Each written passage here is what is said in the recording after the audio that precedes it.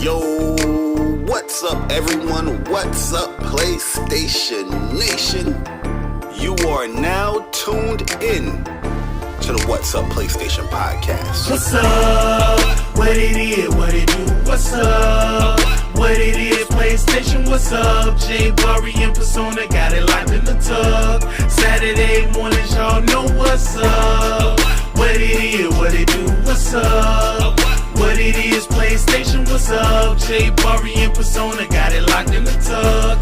Saturday mornings, y'all know what's up. They don't need no introductions. You already know what you're getting, and that is facts with a discussion. The greatest to bless the mic without the needless interruptions. Face it, we got an anatomy like a little bite of me for a concussion. You know what's up, man. I mean it when I seen it. I was proud of these brothers. They entertain the people every week without cussing, and you don't ever hear the drama. They keep it clean on the podcast. Independent duo doing it big when they broadcast. Haters hate to see them doing positive things. PlayStation Nation got you, ain't it obvious, man? We pulling up every week and showing love in the chat. Unlike these other channels, these guys are showing their bag like, what's up? What it is, what it do? What's up? What it is, PlayStation, what's up? Jay Bari and Persona got it locked in the tub. Saturday mornings, y'all know what's up. What it is, what it do? What's up? What it is, PlayStation, what's up? Jay Bari and Persona got it locked in the tub. Saturday mornings, y'all know what's up. They don't need no introduction. Persona, the gaming politician, politicking for the come up. Division and vision require precision, decision that gotta be thought of. The potential is exponential. Gamer credentials is what they brought us. Get caught up. You know, Bari bring the passion when he's speaking from the heart. He the best lisp on YouTube, climbing up the charts. And when Persona speaks, he gon' tear the mic apart. Intellectually, of course, cause you know the boy's smart. They cover the news with integrity, so you know it's a must watch. Ain't no console war, just two brothers being a font. What's up, PlayStation? Got the Saturdays locked. And if you ain't tuning in, you missing out. Get blocked. What's up? What it is, what it do? What's up? What it is, PlayStation, what's up? Jay Bari and Persona got it locked in the tub. Saturday mornings, y'all know what's up. What it is, what it do? What's up? What it is, PlayStation, what's up? Jay Bari and Persona got it locked in the tub. Saturday mornings, y'all know what's up. Yo, listen, man. I really do appreciate everyone that always comes through to rock out with me and Bari, man, on What's Up PlayStation podcast. A podcast by fans for the fans, or by the community for the community, I should say. Listen, man. For me, man, I'm gaming with Persona. If you enjoyed listening, definitely subscribe to this YouTube channel. I'm a PlayStation fan too.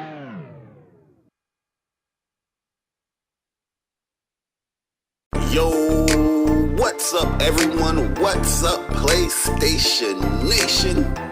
You are now tuned in to the What's Up PlayStation podcast. What's up? What it is, what it do? What's up? What it is, PlayStation, what's up? Jay Bari and Persona got it locked in the tub. Saturday mornings, y'all know what's up. What it is, what it do? What's up? What it is, PlayStation, what's up? Jay Bari and Persona got it locked in the tub. Saturday mornings, y'all know what's up. They don't need no introductions. You already know what you're getting, and that is facts with a discussion. The greatest to bless the mic without the needless interruptions. Face it, we got an anatomy like a little bite of me for a concussion. You know what's up, man. I mean it when I seen it. I was proud of these brothers. They entertain the people every week without cussing, and you don't ever hear the drama. They keep it clean on the podcast. Independent duo doing it big when they broadcast. Haters hate to see them doing positive things. PlayStation Nation got you, ain't it obvious, man? We pulling up every week and showing love in the chat. Unlike these other channels, these guys are showing their bag like, what's up?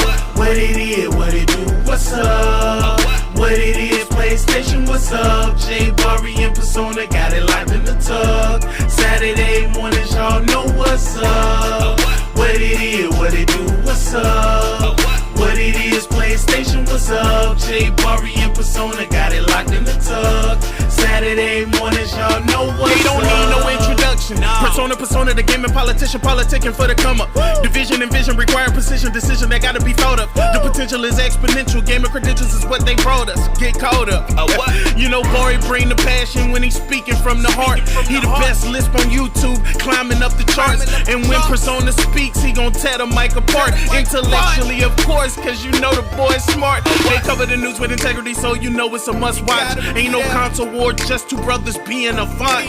What's up, PlayStation? Got the Saturdays locked. And if you ain't tuning in, you missing out. Get blocked. What's up? What it is, what it do? What's up? What it is, PlayStation, what's up? Jay Bari in persona, got it locked in the tug. Saturday mornings, y'all know what's up. What it is, what it do? What's up? What it is, PlayStation, what's up? Jay Bari in persona, got it locked in the tug. Saturday mornings, y'all know what's up. Yo, listen, man. I really do appreciate everyone that always comes through to rock out with me and Bari, man, on What's Up PlayStation podcast, a podcast by fans for the fans, or by the community for the community, I should say. Listen, man. For me, man, I'm gaming with Persona. If you enjoyed listening, definitely subscribe to this YouTube channel. I'm a PlayStation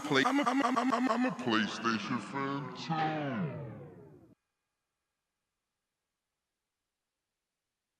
Yo, what's up, everyone? What's up, PlayStation Nation? You are now tuned in to the What's Up PlayStation podcast. What's up? What it is, what it do? What's up? What it is, PlayStation, what's up? Jay Bari in persona, got it locked in the tug. Saturday mornings, y'all know what's up. What it is, what it do? What's up? What it is, PlayStation, what's up? Jay Bari in persona, got it locked in the tug. Saturday mornings, y'all know what's up. They don't need no introduction. You already know what you getting, and that is facts with a discussion. The greatest to bless the mic without the needless interruption. Face it, we got an anatomy like a little bite of me for a concussion.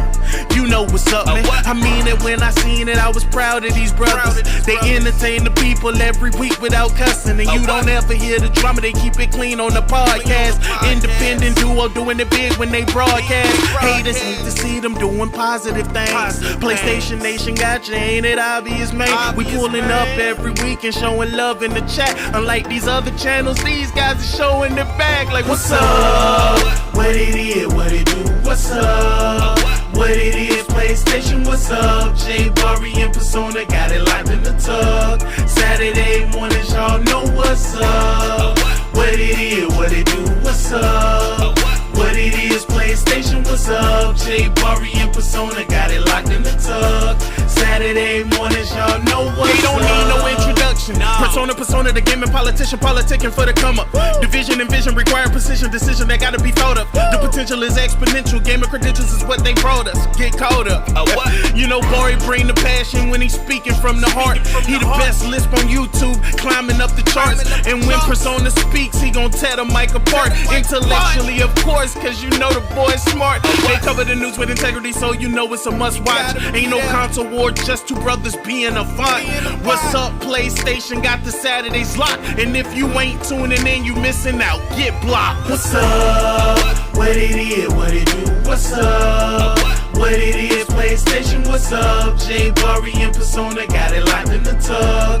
Saturday mornings, y'all know what's up. What it is, what it do? What's up? What it is, PlayStation, what's up? Jay Bari in persona, got it locked in the tug. Saturday mornings, y'all know what's up. Yo, listen, man. I really do appreciate everyone that always comes through to rock out with me and Bari, man, on What's Up PlayStation podcast, a podcast by fans for the fans, or by the community for the community, I should say. Listen, man. For me, man, I'm gaming with Persona. If you enjoyed listening, definitely subscribe to this YouTube channel. I'm a PlayStation fan too.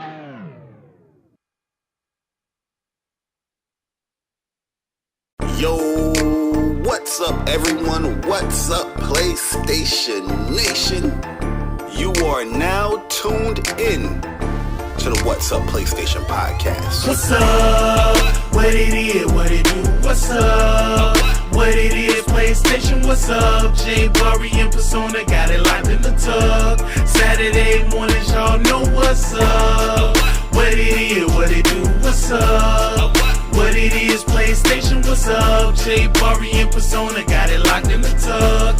Saturday mornings, y'all know what's up. They don't need no introduction. You already know what you're getting, and that is facts with a discussion. The greatest to bless the mic without the needless interruption. Face it, we got an anatomy like a little bite of me for a concussion. You know what's up, man. I mean it when I seen it. I was proud of these brothers. They entertain the people every week without cussing, and you don't ever hear the drama. They keep it clean on the podcast. Independent duo doing it big when they broadcast. Haters hate to see them doing positive things. PlayStation Nation got you, ain't it obvious, man? We pulling up every week and showing love in the chat. Unlike these other channels, these guys are showing their back. Like, what's up? What it is, what it do? What's up? What it is, PlayStation, what's up? Jay Bari and Persona got it locked in the tub. Saturday mornings, y'all know what's up. What it is, what it do? What's up? What it is, PlayStation, what's up? Jay Bari and Persona got it locked in the tub. Saturday mornings, y'all know what's up. They don't need no introduction. Persona, the gaming politician, politicking for the come up. Division and vision require precision, decision that gotta be thought of. The potential is exponential. Gaming credentials is what they brought us. Get caught up. You know, Bari bring the passion when he's speaking from the heart. He the best lisp on YouTube, climbing up the charts. And when Persona speaks, he gon' tear the mic apart. Intellectually, of course, cause you know the boy's smart. They cover the news with integrity, so you know it's a must watch. Ain't no console war, just two brothers being a font. What's up, PlayStation got the Saturdays locked. And if you ain't tuning in, you missing out. Get blocked. What's up? What it is, what it do? What's up? What it is, PlayStation, what's up? Jay Bari and Persona got it locked in the tub. Saturday mornings, y'all know what's up. What it is, what it do? What's up? What it is, PlayStation, what's up? Jay Bari and Persona got it locked in the tub. Saturday mornings, y'all know what's up. Yo, listen, man. I really do appreciate everyone that always comes through to rock out with me and Bari, man, on What's Up PlayStation podcast, a podcast by fans for the fans, or by the community for the community, I should say. Listen, man. For me, man, I'm gaming with Persona. If you enjoyed listening, definitely subscribe to this YouTube channel. I'm a PlayStation fan too.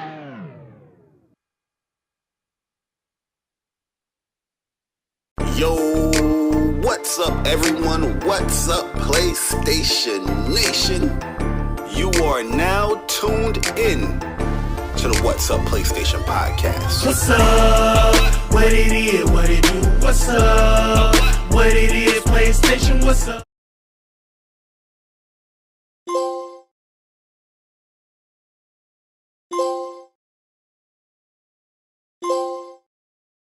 Yo, what is good, YouTube? What's up, PlayStation Nation? Welcome, guys. Welcome. It is another Saturday morning. The mood is right. We're going to have some fun.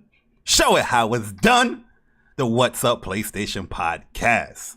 What is good, people, man? Welcome to another episode of What's Up PlayStation podcast, episode number 76 to be exact. And it's a beautiful day in the PlayStation neighborhood once again. It is wonderful to see all the beautiful people in the chat, the PlayStation Nation in the chat. What is up, PlayStation Nation?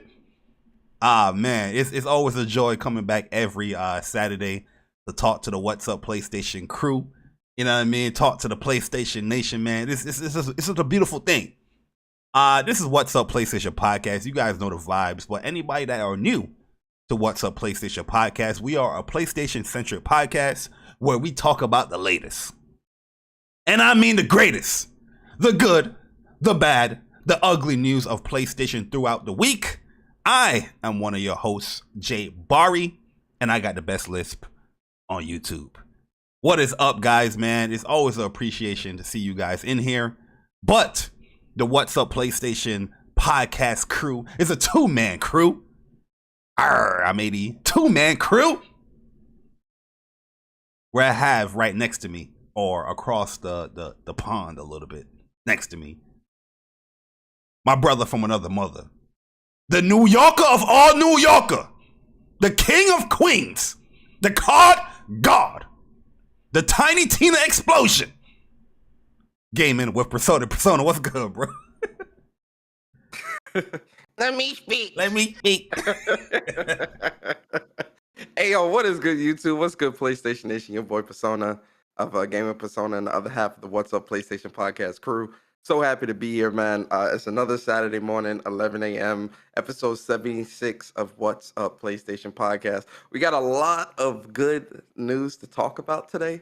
It's a lot of great things, some not so great things. Just know it is always going to be an entertaining show when you tune into the WUPS crew.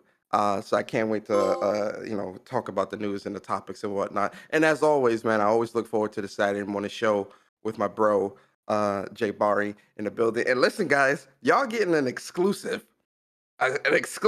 because you're not going to see Bari nowhere else but WUPS.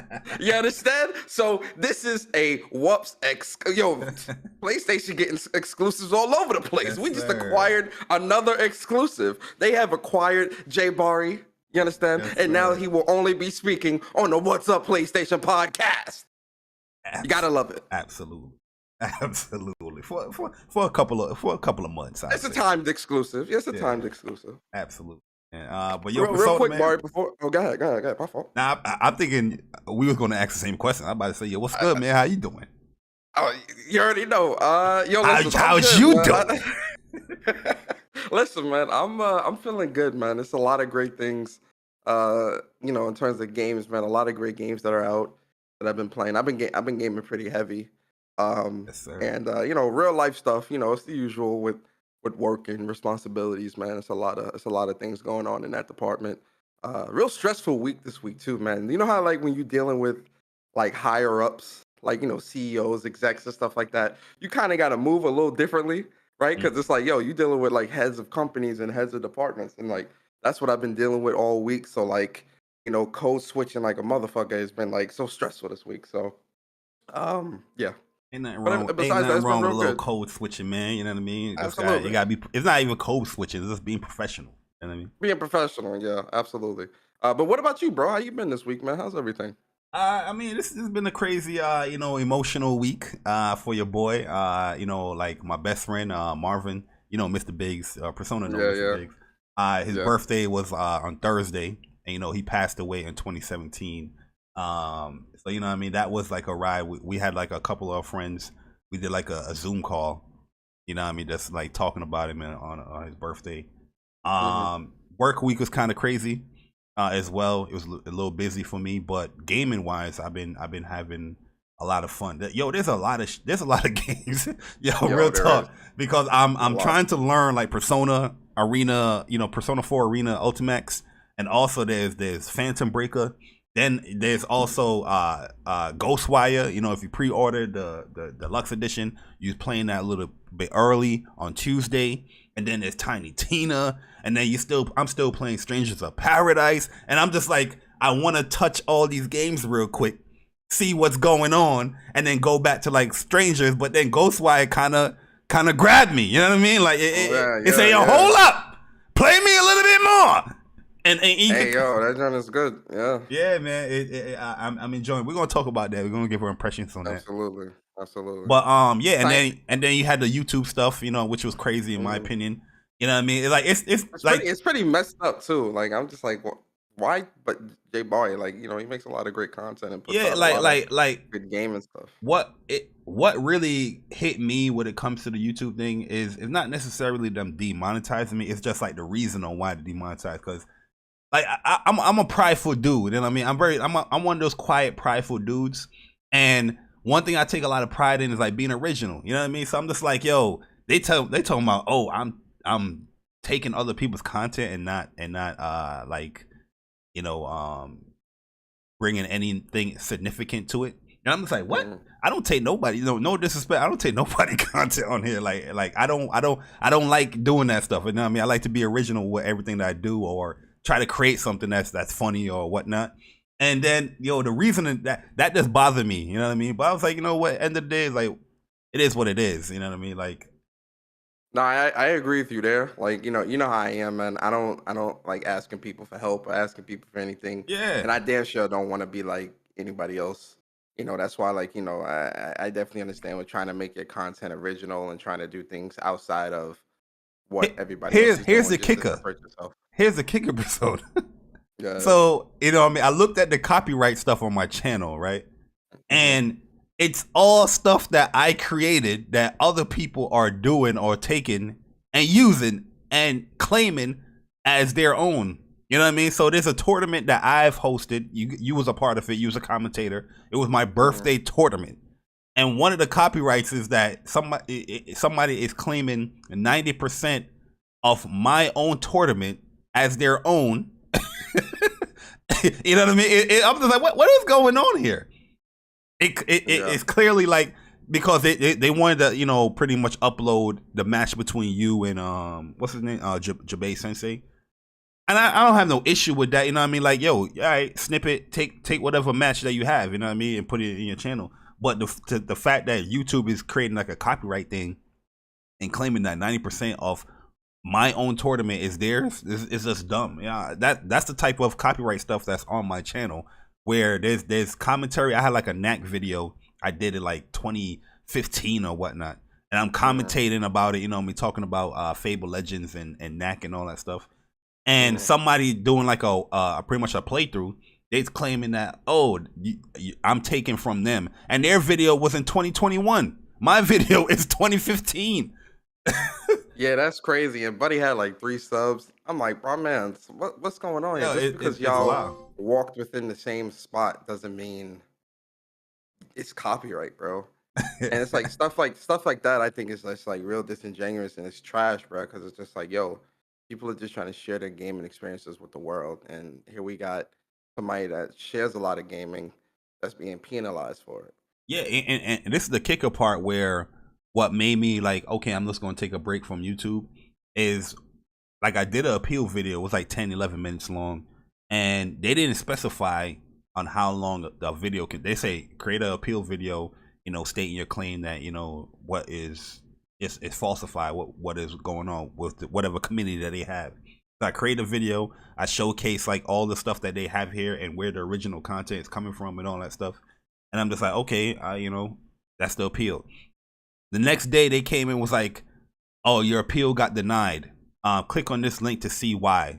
So it grants me over to like my channel and like the analytics and all that stuff, the monetization stuff, and it says the reason why your appeal was denied is your video's too long. It should be 5 minutes or less. So I'm like, yo, you didn't even watch you didn't even watch the video, you didn't watch the claim. It's just, oh, you see a video that's 10 minutes or whatnot, we're not gonna watch it. But you didn't even specify how long the video had to be in the first place. Yeah. But that's when I was like, you know what?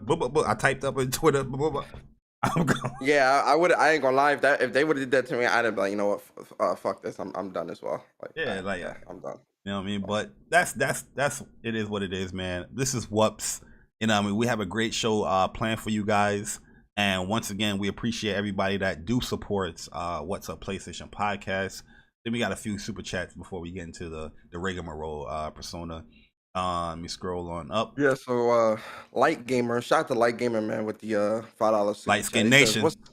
Yes, sir. He goes, what's up, my fellow Elden Lords? Finally got a chance to catch y'all live. Yes, Yo, Light sir. Gamer, we appreciate you. A fellow Elden Lord in the building. You're in the presence of Elden Lords. Elden Lord Bari, Elden Lord Persona, Elden Lord Light Gamer. Yes, sir. I love it. I love it. You're gonna have a lot of Elden Lords by the end of this month. Trust me. Absolutely. And then shout out to Vedra, man, from the 20 Seek. Appreciate you, Vedra, always. He says, is Bari's lisp original or have he copied that too? Yo, that's originally made from It's original. being Jamaican and teachers trying to, you know, make me answer questions when I was young. So it's like, yo, they was like, oh, what's 1 + 0? And I was like, 1.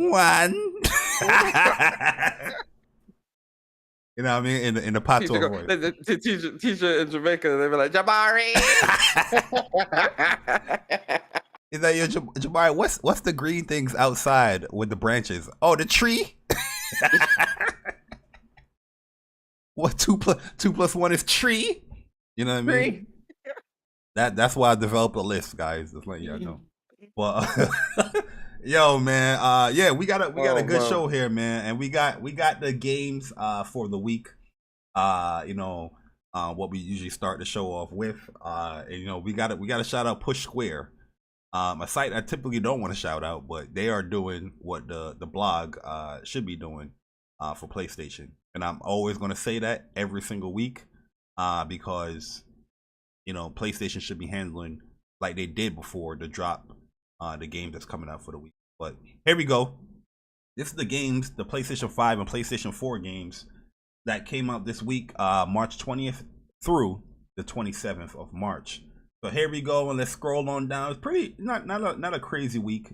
Not that much games that came out, but you know, they have some significant games that came out. So I didn't even know this game came out. You know what I mean? Shame on Jack Move Johnny for not letting nobody know, or not letting the PlayStation Nation know that they need to be copying this game if he likes this Shantae game. So we have Shantae and the Seven Sisters for the PlayStation 5 and 4. I didn't see no buzz around this. What? Really? Yeah, I remember they was coming out with a new Shantae game, but I don't remember when it was coming out. But I guess it was this week. I didn't even see it on the store. Is it? I didn't see this either. Well, new Shantae game came out, and if you guys are interested in like the old school kind of you know 2D platforming games, definitely go and cop that. Then we have Richie's Nightmare for the PlayStation 4, easy trophy, platinum, guys. Just letting you know. Shadow Point for the PlayStation VR. The Pizza Delivery Boy Who Saved the World for the PlayStation 5 and 4. Very interesting name. That title kind of captured me, Persona. How about you? Yeah. You know, yeah, it captured me. I'm thinking about ordering some pizza tonight. So. Hey yo, this is a very Sega Genesis vibe title name here. Absolutely. Then we have Thunder Kid Hunt for the Robot Emperor for the PlayStation 5 and 4. These some real like complex game title names. Yeah, like yo, I miss the days of titles like this. You know what I mean? I remember like, you know, going to the Blockbusters or going to the EB games and you just reading all these fucking titles like, yo, what is this game? Next thing you know, title gonna be a paragraph long. I want to go save the world because I want to impress this girl that I want part 2. Like, what the fuck? The boy who slayed dragons in the afternoon. And he turned around and he look at the back, it's like, oh, this is a cool game. It looked pretty dope. Yeah. Yeah. Next game we have here is Relayer for the PlayStation 5 and 4. I thought this was also a PSVR game, but I might be mistaken here. Then the next game we have here is The Ascent, finally coming to PlayStation 5 and 4. This is the definitive edition of this game. I played a little bit of it. The DualSense is pretty cool. You know what I mean? I wish they could use the triggers a little bit more, but the actual feedback and the noise and all that stuff the DualSense gives is pretty cool. The game music, I love the vibe of the music already, man. Yeah. I feel like good too. The game looks good. Yeah, it looked good. It looked good. It's running 60 frames perfectly from what I've played. The only issue I really have so far with the game is that it's a little slow. You know what I mean? Like I wish it was a little bit faster. That's why Housemarque is like the king when it comes to that asymmetrical, twin stick shooter type game. Like the speed of those games was pretty good, but I don't know if you can level up later and level up your speed, but so far I'm like, damn, this dude is moving a little too slow. But give me Alienation, give me Next Machina. Yeah. Give me those. Like the speed on those games are pretty fast. Yeah. Next game we have here is Ghostwire Tokyo for the PlayStation 5. Tango Gameworks and their new PlayStation 5 exclusive. I'm like, we're gonna talk about it. We're gonna talk about it. Both of these games actually we're gonna talk about, and then we have here Tiny Tina's Wonder World for the Palstation 5 and. All right, why I've been calling this game? Wonderland. Tiny. I just messed up too. I always every time we was talking about it, I keep calling shit Tiny Tina's Tiny Wonderland. I always call it Wonder World. It's land, but I always call it Wonder World. But, we're gonna talk about these two games because honestly, these two games actually really surprised me as well. Like I'm hooked. I'm hooked. So we definitely gonna talk about it. Yeah, they're really really good. I mean, Absolutely. I know a lot of people like to push that notion like, oh, Microsoft, Game Studio made like Deathloop. You guys didn't like that, not saying nobody didn't like Deathloop, but I think Ghostwire is a better game than Deathloop so far from what I've been playing. And I put in 15 hours in Deathloop. I mean, in Ghostwire Tokyo, I put in about 3 hours in Deathloop because it didn't hold me. Yeah, I've got about 10 hours in Ghostwire. We'll talk about it. I'm getting ahead of myself. Go ahead. Sorry. Definitely get. So let's do the spotlight game for the week, or games, according to Persona, because he gonna break the rules. Hey, listen, Bari, I'm gonna keep it a stat. You might be the king of breaking the rules because absolutely you gave not. us 4 spotlight games. I think last week or the week before. Hey, yo, I've only done 2. Nah, there's 1 week. You be going like, the thing is, that's a rare moment. That's a blue moon. You know what I mean? Your breaking the rules is every week. With like 2-3 games. I mean, we gotta break the rules sometimes. We gotta break the rules, Yeah, but let us know your spotlight game for the week, Persona, man.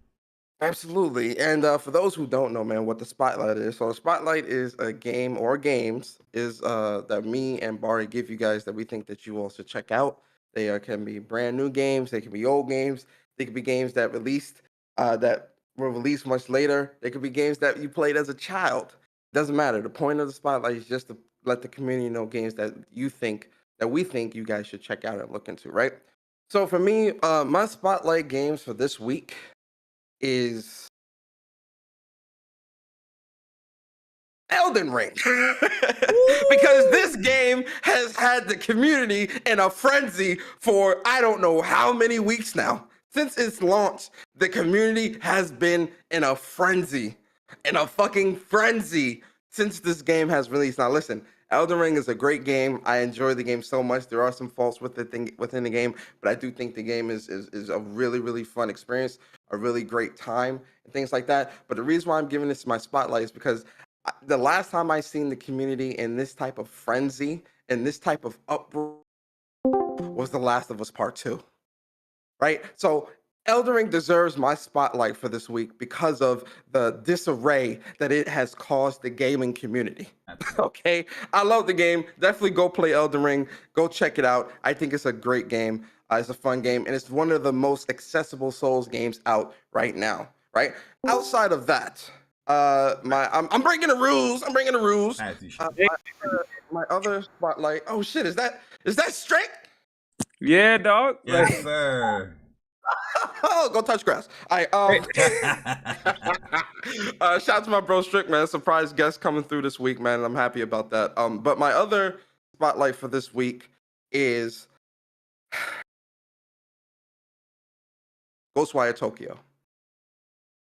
Ghostwire Tokyo really surprised me with how great it is. I put about 10 hours into the game so far.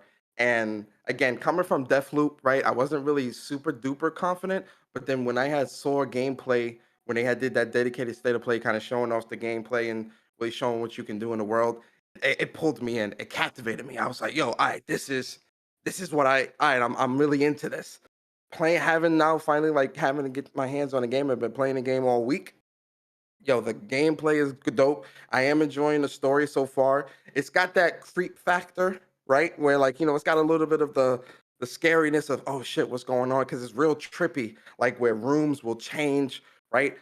You'll get teleported to like this underworld type area and things like that. A lot of the flickering of the screen where you see shit that's there, then it's not there and all this. It's got that good creep element and factor to it, right? But then it's also like a combat heavy game where you're using so I don't want to give too much of the story away, but so you meet like this spirit. His name is KK, and which is a crazy name. He's like KK, which is he takes over the body of somebody that was in a really bad car crash and was on the brink of death, and he brought him back and was able to the guy that came back. I forgot his name too, Bart. Remind me of the main character's name. I forgot his name. But it's also some of the kids like Keto. Kikyo, not Kikyo, but Kirito, something like that. And he he uh he he gains the powers of KK, and all of Tokyo has been have had their souls snatched. Right? So that's a bit of the premise. Obviously, also he wants to save his sister and things like that. That's all I'm gonna give you. But in terms of the combat is really fun, right? It's a bit of like it's it's all of it is in first person, so it's a bit of like first person shooter, a little bit. Akito, my bad, not Kikyo. Akito. Thank you. I'm about to say Kikyo, and it's a bit of a first person shooter in terms of like how the combat is, where you get wind abilities, fire abilities, and you get water abilities. And the wind ability is kind of like it's like that Uzi where the fire abilities is more of like a slow paced charge up and do big blasts to do big AoE damage. The water ability, hit hard. And the water abilities is more of like crowd control, because it's more of like a horizontal slice. So it's like a slicing attack. And if you charge it up, it's wider and it hits more people. So that's more of like ad control and kind of like the get off me move. I do think, the traversal through the world, I think is pretty good, because like you could drop from any height. Like in chapter 2, you have to climb like this really tall TV station building. And I jumped when I was done with the mission. It said I had to go to the ground. I jumped straight off that bitch. and like, we're talking like 60, 70, 80 stories. Oh, you ain't gliding? And I survived. Nah, hell no, bro. I just jumped straight off the thing, and I wanted to see if I would survive. I'm like, I'm jumping off all these high areas. I want to see if I'll survive this, and I survived. I'm like, oh shit, okay. I did not know that. I always got scared because I always like press the glide or held the X button just to glide before I land. You can't die off none of that, man. And so like, I think the combat and like the world, like it's an open world game.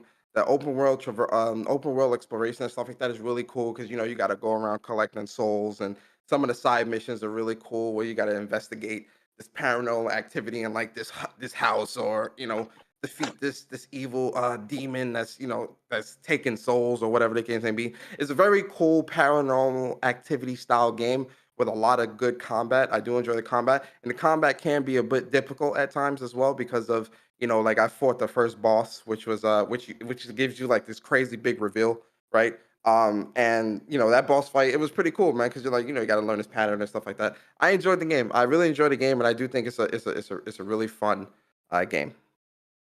And those are my spotlights. How's the enemies on that though? Because I know from videos I've seen so far, like everybody just been standing around not doing shit. So I don't know if that's like early on in the game. Nah. When you get later in the game, so you got like these slender men looking motherfuckers, man, where they got the umbrella and they walk pretty fast. Then you got like these like, I guess, schoolgirl chicks with like no head. The slender guys, they also change with ability, because they can throw like objects at you, or they have like this purple like ball that can attack you with. Yeah. And then when you see, that's the thing. You're definitely seeing a lot of early game footage, because when I got like, I'm at chapter 3 now. So like but in chapter 2, when you're climbing the big TV station building, you come across the big boy Slender Man, where this dude is like 8 feet tall and he takes a lot of hits, right? And I'm just like, yo. And then like you got like some of like these mini bosses that you fight. Like call them like captains, right? Which is the chicks with the sunflower hats with the goddamn the snippers, the garden snippers, these big ass garden snippers that chase you. Yeah, Scissor Lady, where she chase you down. Yeah, they're like, so there's a lot of tougher enemies in here, and I'm pretty sure there's gonna be even more. The summon ball lady too, that all those red balls at you that tracks you. Yep. Throw off your vision. Yep. So there's a lot of the enemy variety so far. I'm very impressed with. Because there's definitely a lot of a good variety of enemies so far that I've come across. Word, okay. I was just wondering, because I was just like, man, the only videos I've seen was been like they were just like standing around, but I figured that wasn't really an indicator of what the game was. Nah. Well, I'm playing on hard as well. Like I'm playing on the hardest difficulty, so I mean, the enemies are much more aggressive, and when I come across them, like they'll disappear. And like reappear like on my side and like smack me and stuff like that. It's you definitely got to be on your toes. Like I'm playing this shit like it's Call of Duty. I'm gonna be honest with you. Like I'm jumping, I'm jump shotting, I'm dodging, I'm all over the fucking place, man. Yo, Call of Duty ruins you, man, because I'm doing that with Tiny Tina Wonderland. Bro. Absolutely. Like I'm just I'm all over. jumping all over I'm the fly place. shooting in Tiny Tina. Absolutely, absolutely, absolutely. Like, Especially since there's no good FPS out right now. I think Tiny Tina is a good is pretty good that it came out around. Yo, so Strip, what is your spotlight game? Matter of fact, introduce yourself real quick. You know what I mean? Let the people. I mean, the people know you, but you know, reintroduce yourself. Let's be honest. Look, we already know what my spotlight game is what it's gonna be. But y'all already know, man, strictly gaming. I appreciate this channel, the best PlayStation channel on YouTube. Whoa. Not really debatable. But you already know, man, strictly. Everybody pretty much calls me Strick. Catch me on Twitter, STLCTY03. You'll probably see me starting Valorant in some way, shape, form, or fashion, but whatever, don't care. Spotlight game, Gran Turismo 7. You know, it's got a lot of flack. You know, and look, man, y'all already know the vibes. I mean, the shit's on point. I'll smoke pretty much anybody on that topic if they want to try me. Just that simple. You already know. Straight up. As you should, man. We definitely gonna talk about Gran Turismo. Yeah, like, you know, we hit up Strictly pretty late during the show, but I was like, yo, we gotta get my man. Absolutely. About this Gran Turismo, because you got more experience in the game than us. Like, I was playing it a couple of hours yesterday. Like my nieces and nephews and all that stuff was playing. I was having a good time with it, man. Having a good time with it. Yeah, I have my nephew like drive the fastest car that I have, and yo, my man was like, yo, he's holding the deuce fence. He was like, yo, what the? Yo, man, it's crazy, man, because it's the immersion that the game gives you. You know what I'm saying? Like, when it all comes down to it, we want to feel immersed in video games. That's really what it comes down to. You know what I'm saying? And so, you know, when you got the cockpit view, you know what I'm saying, and you just in some just crazy ass races and it's raining and stuff like that, like it's a different feeling. You know what I'm saying? And so and it caught me off from left field because I didn't plan on putting in no crazy amount of time in GT7. You know, it's just one of them things as a PlayStation fan you got to have in your collection. You know, you're going to pick it up, play it every now and then, whatever. But, you know, it kind of caught me off guard, man. So enjoying the game, man. You know what I'm saying? Sure. It's fire. Well, yeah, so the game I'm going to be spotlighting this week is definitely The Ascent. This is a funny thing because I actually double dipped on this game. I bought it on PC, but I never played it on PC. But now it's here on PlayStation, the definitive edition. You know what I mean? We booting the thing up and we playing it. I like twin stick shooters. So the game is pretty good. I like it a lot. I feel like the character could be a little bit faster. But once again, that's an early impression. I feel like they probably want to have like a level up thing or a skill where you can increase the speed or whatnot. The dash feels good. Have invul frames on like not dash, but it's like a roll. Where he does like a Aloy type roll. It depends on what character you create. The character creation is pretty bad though. It's going on PC too. Listen, yo, video game developers, if you're gonna put like character creations in these games, like at least have a little bit more depth, you know what I mean, or options to choose from creating these characters. You know what I mean? Like I'm not even like the biggest like artiste or creator in the world, but I'm just like, damn, this is kind of whack when it comes to character creation. Especially black characters, bro. Yeah, I was gonna say that's how I feel about Tiny Tina, man. Where I'm just like, yo, you got an afro too, or now? Yeah, I got an afro, man. I made my chick with an afro because I'm like the dreads didn't look that good, and all these other hairstyles look ass. These don't look like facts, dog. You know, I'm like, yo, where's like the puffy curly long hair for the black girls, or like, bro, you know, like what the fuck? Like, what are we doing here? Why is there no buzz cut for the man, like a shape up? Like, what's good here, man? And then they only give us like 2 skin colors, bro, and that shit don't even be black. That should be like bronze. Yeah, it'd be a weird like I could never find my actual skin color, like a light skin type of like skin color. It's always like this pinkish or crazy bronze, like I'm Egyptian type color. Bro, it's like dog, like what the fuck y'all got going on? And like the only thing that looked halfway decent on my chick for Tiny Tina was the afro with the headband around it, and I'm like, am I supposed to be fucking Black Dynamite or some shit? Like, what the fuck is this?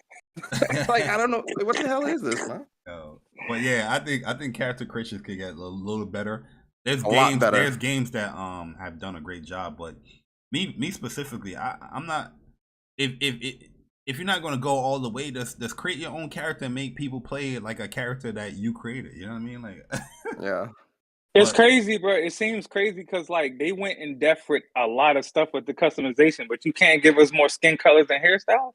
It's like how, fam? How? They probably thinking like well. They probably thinking that you're gonna have like, you know, like a helmet on and armor. You know what I mean? You just caring about your character for now, but level up and get all these crazy stuff. You ain't gonna care about it. I don't know. Yeah, it could be better. But I do have one more game though. And that's Ghostwire Tokyo. I gotta do it Persona because Ghostwire Tokyo has definitely captivated me. Where I felt like I was gonna foot dip that Tuesday when I started the game up, but it definitely is a good game where it's holding my attention. Maybe it's the lore because, to be honest with you, I'm not a fan of like the whole horror, you know, type game. But if you give me the arsenal to fight against all these ghosts and demons and all that shit, I'm all for it, you know what I mean? And right there in, you know, from chapter 1, they gave you the wind ability. Chapter 2, you got the fire and the water ability. And each ability has his perks where it's beneficial. Like the wind ability is very fast. The fire ability is slow, but it's very powerful. And the water ability breaks down a lot of like the defense that a lot of these characters can have, especially the big belly umbrella man. You know what I mean? When he comes at you, he puts his umbrella down to block all your attacks. The wind ain't gonna work. The fire could work, but it's slow to charge up. But that water, that just tears the umbrella up. And I'm like, okay, I like that. You know what I mean? Hopefully we get some other abilities in the game as well. You do have other abilities and like other like talismans and charms and stuff like that. But I'm talking about like the Naruto sign abilities. Well, I do enjoy the game a lot, man. I think it's a cool game. The premise of the game is cool. There's a lot of like Japanese lore and explanations and stuff. Like if you're into that stuff, you're gonna like the game a lot. And so far, the character, what's his name, Akito, is a little bit generic, but I like KK. Ikyo. I like KK a lot. Like KK, I feel like is like dope. And I know I'm not tripping, but I know that KK is what's his name, Tom from Toonami. That's the same voice. It's the same goddamn voice. I was like, yo, this dude sound cool as hell. You think so? Yeah, because I was playing in Japanese at first, but I was like, let me see what the English voice sound like. And I was like, yo, that's Tom from Toonami, man. You know what I mean? So I kept it on English, you know what I mean? Because sometimes I'm at work while I'm playing, and when a cutscene is going, I actually want to hear what's going on. With Japanese, you got to read what's going on. So, for what's his name? Stankma. Yeah, we've been playing Stranger of Paradise. I got like probably 20 hours in Stranger of Paradise. I've been enjoying it, but we spotlighted Stranger of Paradise like many weeks. But those oh, you want to get to the... No, I was gonna say, strictly. Go ahead and give your impressions, even though you haven't played the game. I mean, you know that's what the community is about now, anyway. You don't need to play games to give your thoughts. So go and give your impressions. Hello? Absolutely. Hey, I'm gonna be like bots. It's on PlayStation, so it's ass. It's not good. We just biased. We don't hold PlayStation accountable. We don't do none of that shit. So it's ass. And I'm just playing. All right, listen. Can I give one more shout out to another game though? I think we gotta show. Oh, you gonna break the rules? Returnal. I'm breaking the rule. Returnal. We gotta give love to Returnal, man. Returnal came out with the Ascension mode. It came out with co-op. Yep. And listen, man, when you go back and play Returnal, it's like it's still top 3 games so far on the PlayStation 5 console. Like it does not get old. And shout out to Twin, man, because she's been playing it. Her first time playing it. And she's gonna be streaming it tonight, by the way. So. Definitely looking forward to that. But the game is just phenomenal, man. That shit does not get old, dog. So definitely a shout out to Returnal. I gotta give them props too, because like when me and Bari played that this week as well. I streamed that, and that experience was so smooth, bro. So fast paced. I was really surprised at how smooth this was. I'm like, bro, there's no like lag. There's no like. Nothing, bro. I'm just like, they really knocked this out of the park, bro. It's fire, real talk, like Returnal, DualSense is just amazing. Like that controller just shaking up, boy. That's one thing I gotta highlight with Ghostwire Tokyo as well. They did a great job with the DualSense. Like when it start raining, you get that Returnal feel, like you feel the raindrops in the controller.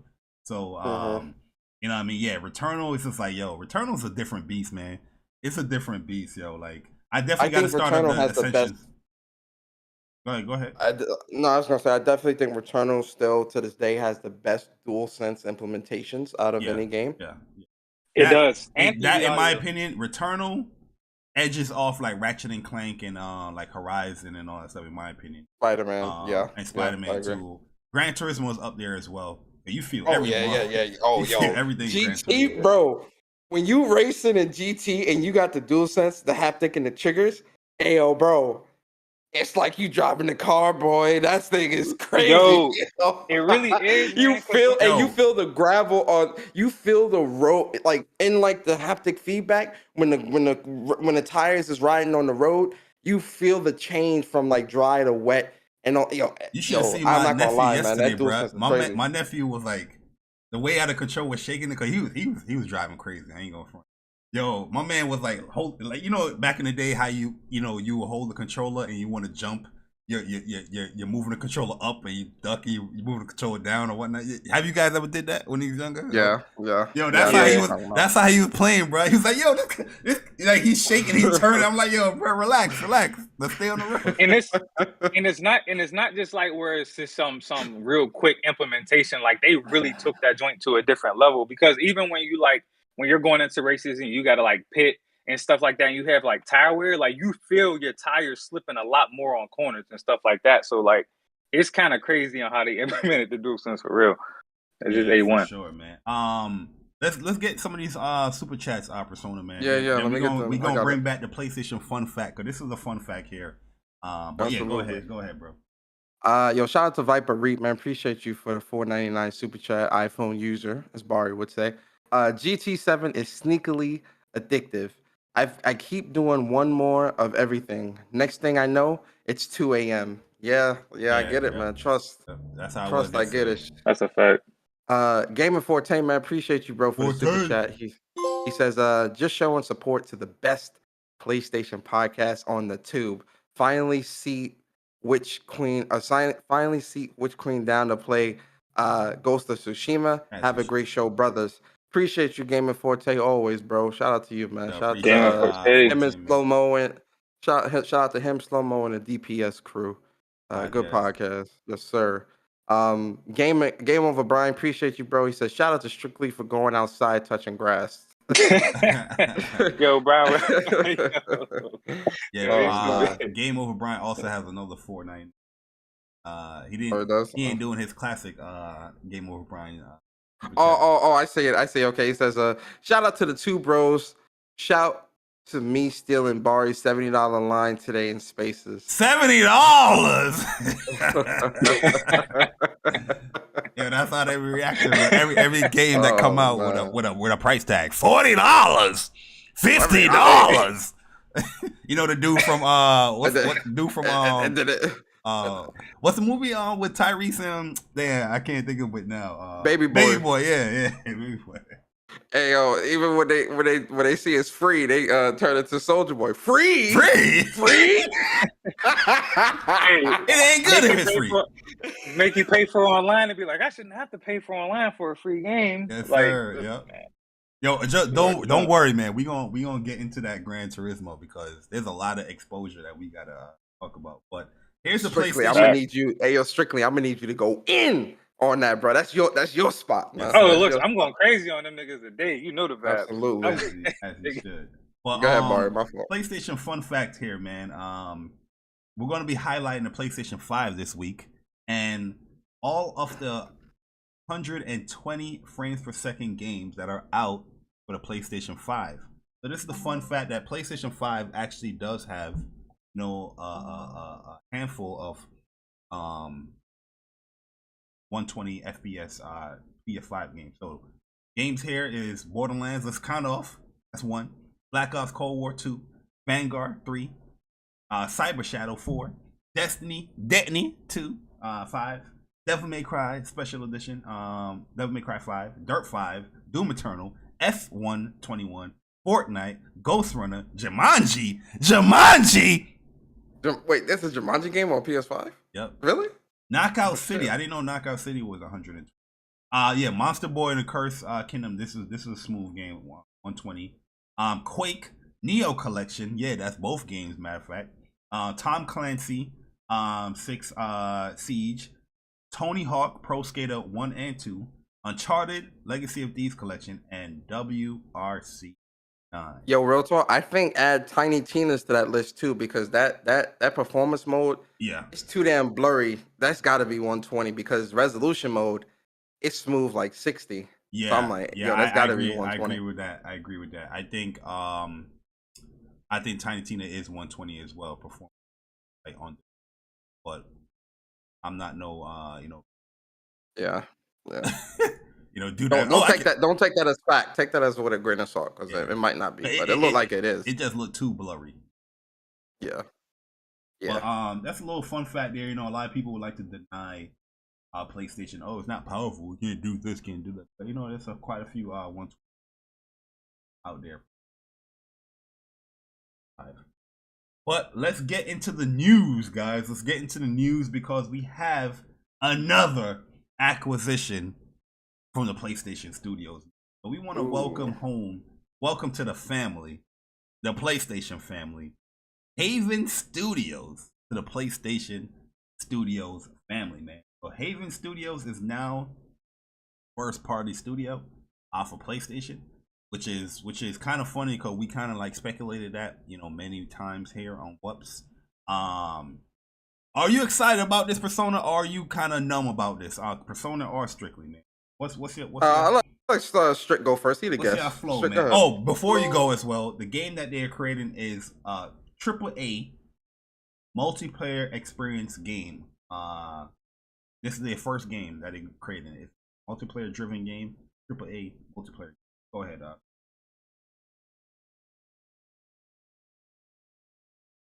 Strick is Strick, you got I was checking out that. All right. Yeah, for me, man, I think that it's like I said on Monday that I do think that this is a good thing on multiple fronts outside of just the gaming aspect, because we do not know what they're creating, right? Like, we do know it's a multiplayer IP, AAA IP, and obviously I think it's going to be games as a service, that gas, but we haven't seen anything. But it's clear that whatever PlayStation has seen, albeit concept, albeit a prototype demo or whatever, they're very impressed. But I also think the other side of this too is because of the way that the gaming industry is moving, right? Finding talent in the gaming industry is extremely tough, extremely tough. So when you find a group of people who can work very well together, right? Because Jade Raymond and the people that she has working with her, they all very well known, a legend, within her own right because of what she's worked on, which is Assassin's Creed 1, 2, and I think Brotherhood, and a couple of other things. But the people that she has working with her as well, they definitely mesh very well together, right? So when you've got that type of click, right, and when you've got that type of talent that all have a lot of experience and work really well together, you want to lock that down, especially in an industry right now where getting good talent is it's getting harder and harder to not just find, but to lock down, right? Because of, workplace cultures not being what they should be, and, a lot of people being mistreated and all these crazy things that's going on within the industry right now. Holding down talent and keeping talent is extremely hard. I think for PlayStation side, although it is about the games, I also think it's about locking down the talent and making sure you got the greatest people, the greatest creators, the greatest gamers, the greatest developers within your repertoire of studios. And we already know, looking at how PlayStation creates games and the type of quality that they've been putting out, it's very clear they're trying to bolster that even more. For some reason, Discord was acting crazy on my phone, so it was muted for whatever reason. But first of all, definitely excited about Haven Studios being acquired. Obviously, we need to see what they're working on. They gave us a good idea on what it is, a AAA multiplayer title. But honestly, man, I think part of it is the fact that Jade Raymond worked on a lot of a good bit of her iconic games. So her track record kind of gives us, along with the PlayStation, like Bari says, the PlayStation scent. You know what I'm saying? When you pair that together, we can't help but be excited for it. And, kind of alluding to what Persona was talking about, when they shut off whatever they were working on, you know, PlayStation probably was like, yo, we got to lock them up. We gotta, you know what I'm saying? They gotta become a PlayStation studio. So I mean, I'm personally excited for it. I know it can sound crazy because we talk to bots all the time. We talk about bots all the time. You know, being excited for Starfield and I'm not seeing it. But this is just a tad bit different because we know the track record of Jake Raymond, obviously tied with PlayStation Studios quality title. So let me read something that Herman Hulst is saying here. He said, "Today I'm delighted to announce that Haven Studios is officially joining PlayStation Studios. Jade Raymond brings a wealth of experience from her industry achievements and an infectious passion for creating games. And the leadership team at Haven is equally impressive group of the industry veterans who have collaborated on some of the biggest and most beloved games and franchises that many of us still enjoy today. We began working with Jade and her team in early 2021. So that's right. That's about right? That's when they first announced the studio, right? Around 2021, like early 2021. Yeah, it was early 2021 that they announced it, and even through the announcement of that, PlayStation has had their hand in the growth of the studio from the very beginning. Oh, I like how you put that because you going to the organic thing, right? Absolutely. I was gonna segue to that organic. Yeah, I like Barry, you know me, bro. I was gonna segue. You already know. I like that. You know, but this plays into what Jim Ryan and Herman Hulst have said a number of times of how the studios that they buy, their strategic purchases, but also organic growth, right? Organic growth doesn't just mean you know, like something like Insomniac, right? Where, you know, they've been working with PlayStation for over, you know, 20 years, like since PlayStation 2, right? Or something like Housemarque, who's been working with PlayStation since PlayStation 3, right? Things like that make sense. Or even, you know, Naughty Dog, who's been working with PlayStation since its inception, right? You know, that's not organic growth to me. That is cultivating working or business relationships, right?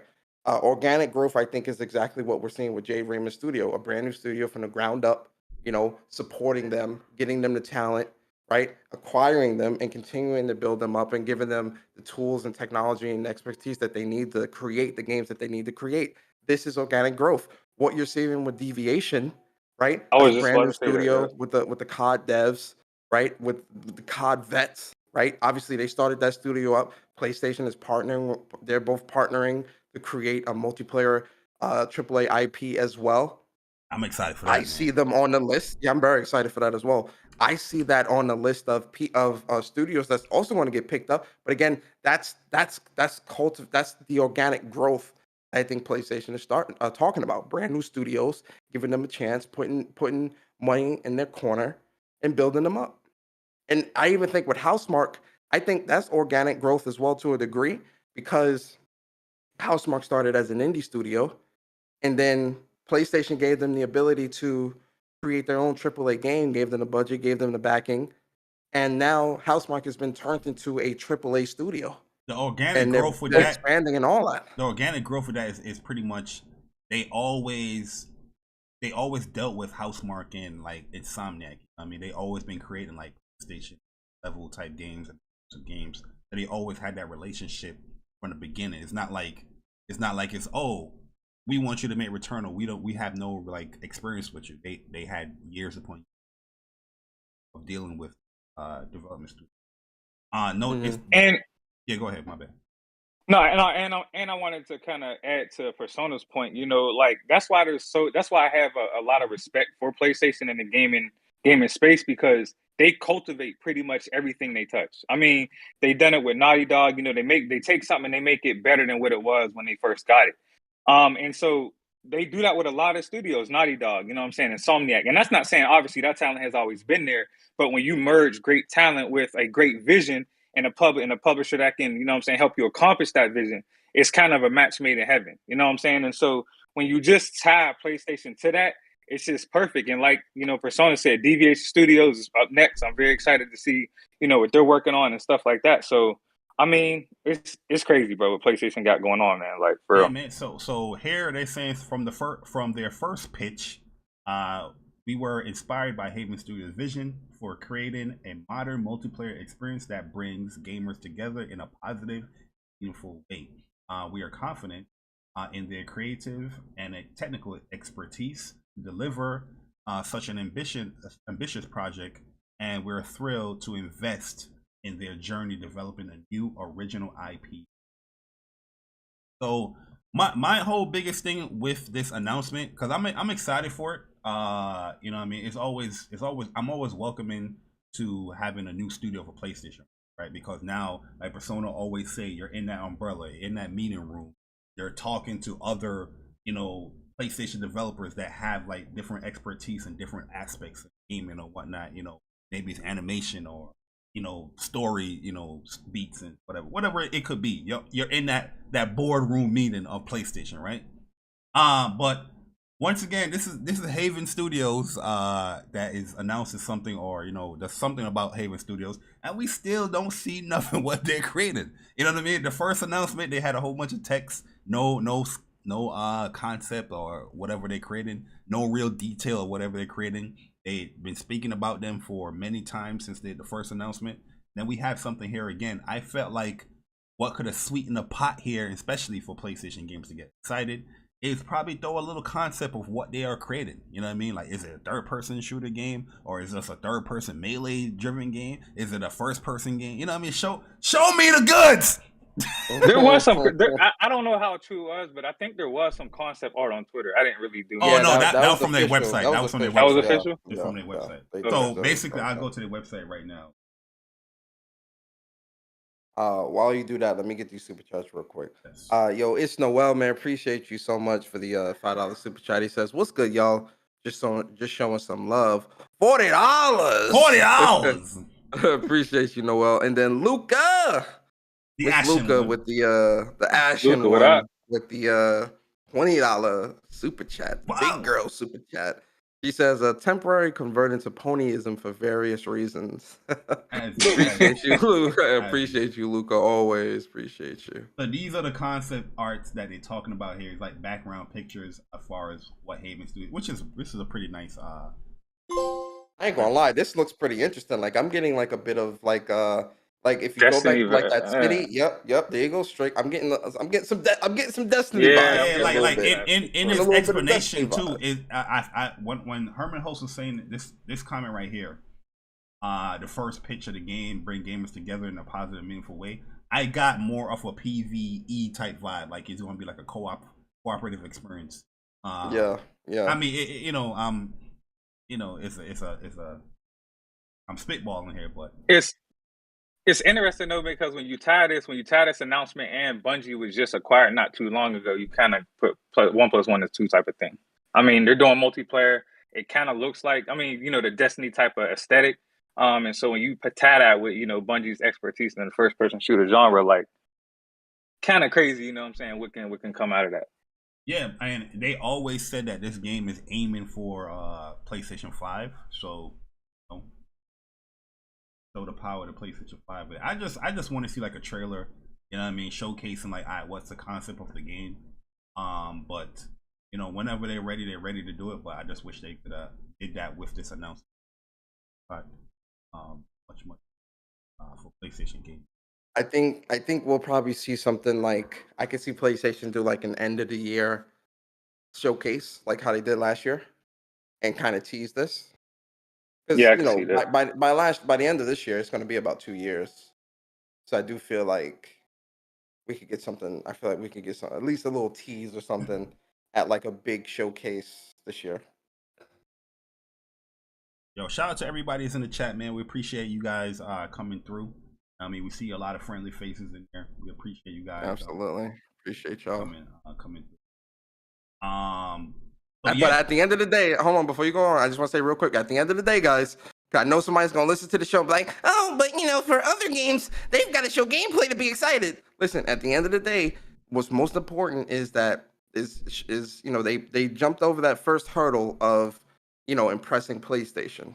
But who they truly need to impress at the end of the day is us as the gamers. And because we have not seen anything yet, there's nothing to truly be impressed about. Again, the excitement here is the fact that PlayStation is locking down talent, right? In an industry where talent is being harder to find. When it comes to the game, we still need to see what that is in order to truly be excited about this. Okay. Absolutely. Yes, sir. But yeah, man. We keep the same energy around here, okay? We keep the same energy. I'm sorry, go ahead. Same energy. What's that? Hey, no, we are consistent. Absolutely, we are consistent. A lot of other people aren't. Like, yo, one thing that what? Let me get these super chats real quick. Yo, Savuche, appreciate you for the $5 super chat. Said just showing support and hoping for a Legend of Dragoon remake. One can dream, right? If they do a Legend of Dragoon remake, Blue Point has to do it. If it's not Blue Point, it's kind of an L in my opinion. And then straight with the big boy $50 super duper. Sick. Shout out to my bro Sick. He's like, he says, "What's up? What up, Sick? Appreciate you, bro." Let me get $1, man. Let me get $1. Hey, I gotta give Sick the platinum for that, Rob Persona. Let's get that man that. Hey, absolutely, absolutely. Get that man the plat. Yo, you know who also gets a platinum this week? Who? That put a smile on my face. Hopefully he's listening. Herman Hulst. Let's give that man a platinum. Oh yeah. Let's get that man a platinum, man, because Herman Hulst, even with all the information that's coming out, he brought up something that we spoke about many times. And I'm not saying that PlayStation was definitely gonna do this, or now I'm just saying that sometimes when you see success, the success, not saying that single player games aren't successful. The whole multiplayer mold and live service, that becomes the priority. You know what I mean? So, but Herman Hulst is out here quenching the concerns of some PlayStation fans. PlayStation will always make single-player narrative games, says Herman Hulst out. Yeah, man. This right here, because this came right after the whole acquisition of Jade Raymond, and Haven Studios, and how they're making a AAA multiplayer game.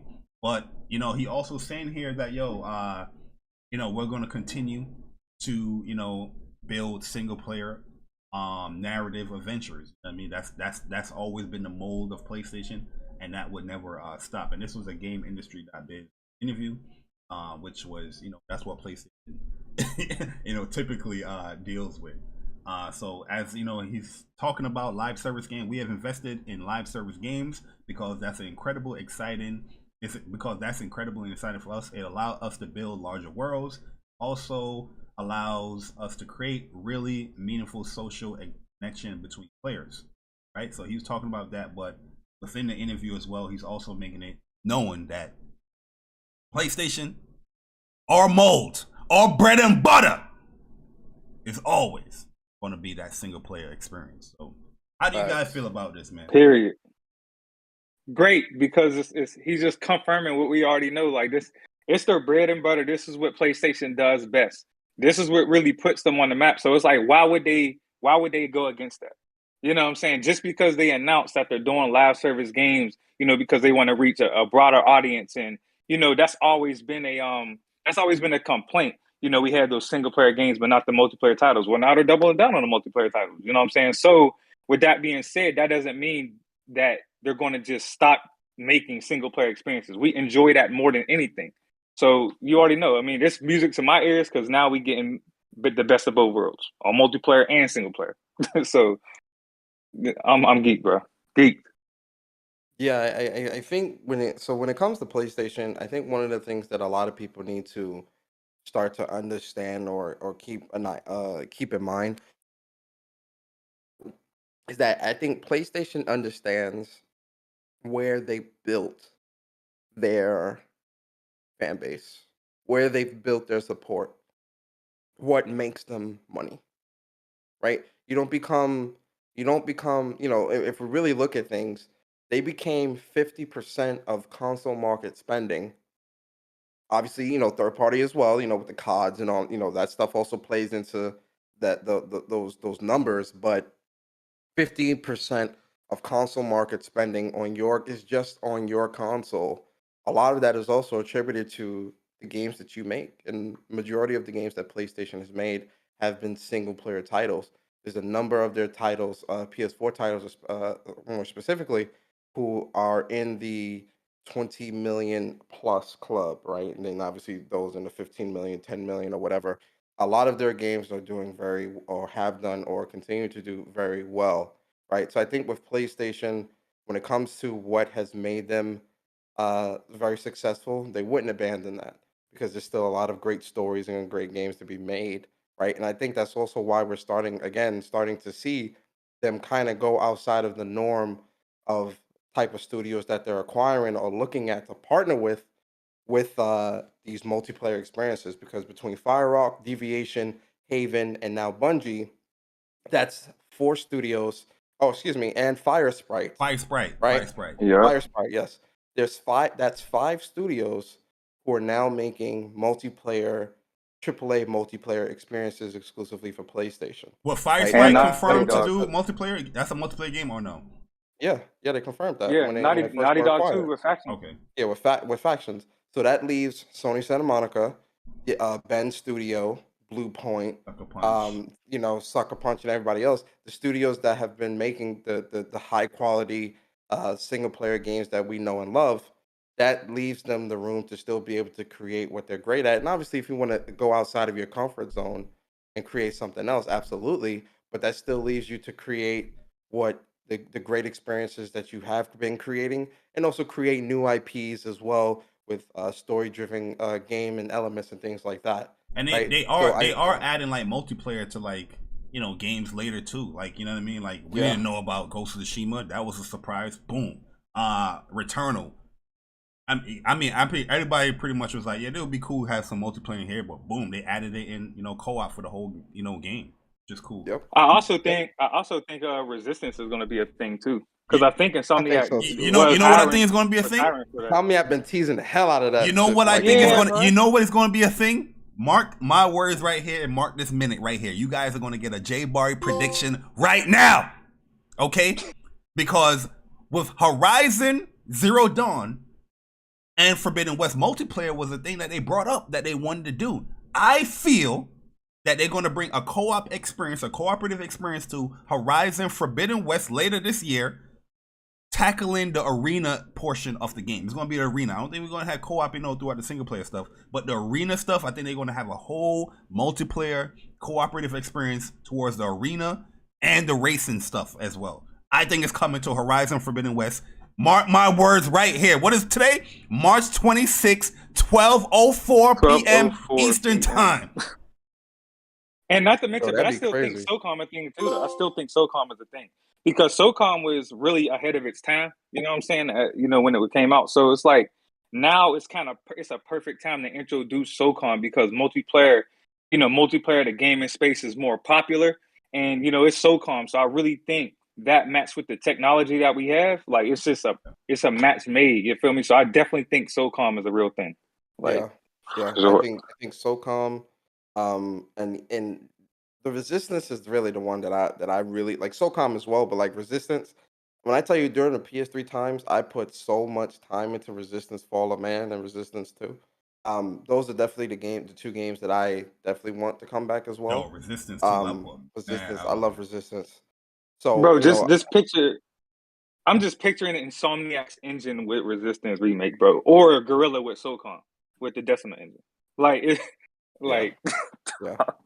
So they've got a lot of great things on the horizon, right? And I even think with like Resistance and SOCOM, those games could potentially be included within that whole live service game as a service thing. Making like a multiplayer game like SOCOM with like seasons, because that is considered live service. I think SOCOM. I think that would be optimal, yo, because that and Bloodborne is like the most requested thing to like come back for play. So if they didn't have like SOCOM in one of those 10 multi live service games, that would be like, are you listening? But you know what I mean? But, yeah, facts.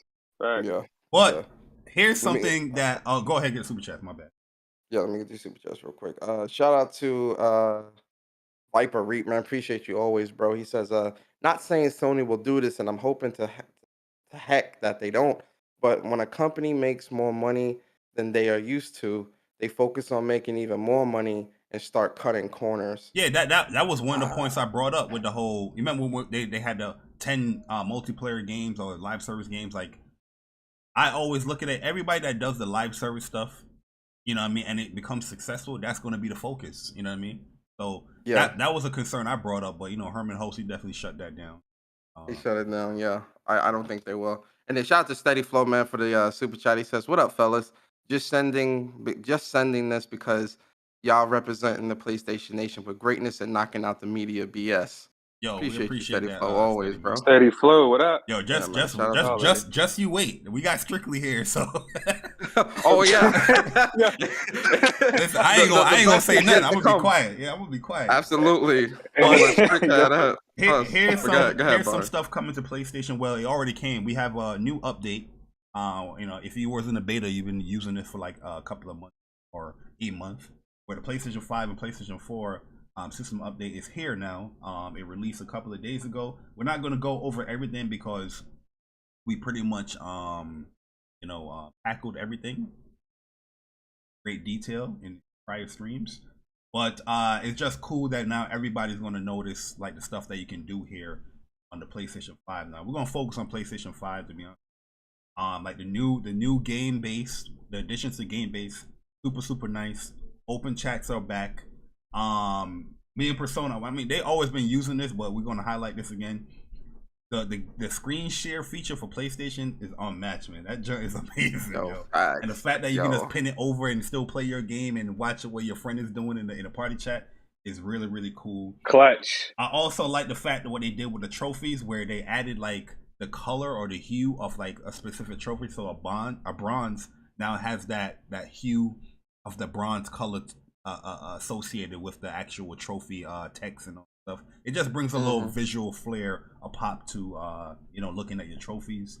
Party chats got better. Also, now I think pretty much everybody is getting this rollout when it comes to the PlayStation 5. The PlayStation app, where you can pretty much share your screen recordings, your clips, and your screenshots now from the PlayStation app, because it automatically uploads all your stuff for the last like 14 days. I think it lasts only 14 days. It will automatically delete. But it's pretty cool, man. The only thing they need to add towards it is like when you're sharing to Twitter, still have that hashtag PlayStation 5 share on there. Yeah. That's it. Have you guys been using the PS app, uploading your gameplay and stuff from there, or no? I have. I use it for screenshots. You know what I'm saying? When people come at me sideways with GT7, thinking I don't know what the fuck I'm doing. So I be having that shit stay right there, waiting for them, ready to pull the trigger. So yes, I have used it a lot lately.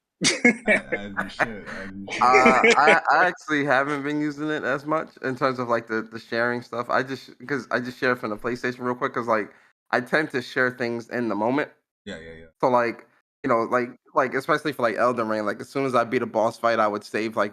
I'm crazy too. I think that's why my hard drive gets filled so quick, because I'll save like 30 minutes just to make sure I get all the boss fights. Because a couple times I'll save like 5 or 10 minutes and like it would be like middle of the fight, but and then I would clip out me like killing the boss and all that and post it. So like I do a lot of that stuff in the moment. Same thing with screenshots. I do a lot of that stuff in the moment. So I don't really. I think this whole app sharing thing, I think it's great. It just for me it doesn't suit me right now. Yeah, I pretty much like it because I'm kind of like you. I would share in a moment as well, but there's times where I'll have screenshots or I'll have things that I didn't share, maybe because I don't want to spoil the game for somebody, but then a week later, there's stuff that I'm seeing that this thing have up here. I'm like, oh, let me share this. You know what I mean? I'm sharing Horizon Forbidden West stuff, and I'm just like, oh, let me just share it from the phone, instead of booting up. So yeah, I think it's a cool feature, and finally that they got it. But the most important thing here that is coming to PlayStation 5, the most requested thing that PlayStation 5 owners and gamers never asked for, because we don't have an issue when it comes to the performance of games. Variable refresh rate, aka VRR, is coming to PlayStation 5 in a matter of months. Persona, strictly. This is something that I only feel like probably people like Digital Foundry was requesting, PlayStation to incorporate when it comes to the PlayStation 5 system. But I don't really see like, PlayStation fans was like requesting something like this. But at the end of the day, they're bringing it to PS5. How do you guys feel about it? Are you guys going to be more happy that your frame rates are going to be more smooth, or I don't know? I don't give a damn about that shit. I don't even care, bro. I'm not gonna lie. Keep giving me the games, bro. Like I have not had any issues with performance. I mean, some little things here and there, but not like from a larger perspective. You know what I'm saying? So I really don't care. I think if anything, VR, that's just not like some console war shit that bots like to use, or Digital Foundry just went, like you said, like you mentioned. But outside of that, man, I really don't care because I haven't had any issues in regards to performance. So tell me if this sounds good to you guys. I mean, it sounds good, like a good update. I'm not even going to cap right here. It said this enhances visual performance for PlayStation 5 games by minimizing or eliminating visual artifacts such as frame pacing issues and screen tearing. Gameplay in many PlayStation 5 titles feels smooth as the scene renders instantly, the graphics looks crispier, and the input lag is reduced. Previously released PlayStation 5 games will fully optimize for VRR through the game patch, and future games may include VRR support at launch. How does that sound to you? I don't really, with VHS. I mean, what's it called? It's called what? VHS? What's it called? VRR, Hey, VHS? that's the type of games that the people using this for console war, and that's what they gaming on. You remember those TVs with the VCR attached to it? Yeah, I had that shit as a kid. Yeah, bro, that's what they still gaming on them. Talk about some VR, motherfucker. You better get a 4K TV first. No fact. So with VHS, I don't know. I don't really care because, like, when it comes to like the games that I've been playing, especially games that were developed by PlayStation, these games are immaculate. So I just feel like VHS really ain't gonna do much more for that for like a PlayStation title. But I mean, for third party games, like, would VHS work on Elden Ring possibly? Like, I don't, like. Possibly, yeah. Hey, Possibly, but I just feel like it is what it is when it comes to like PlayStation games. So I'm not really too hyped about this per se, because again, PlayStation has been giving me quality. Yo, they're saying VH1 with VH1. Yo, Persona is a trip, yo.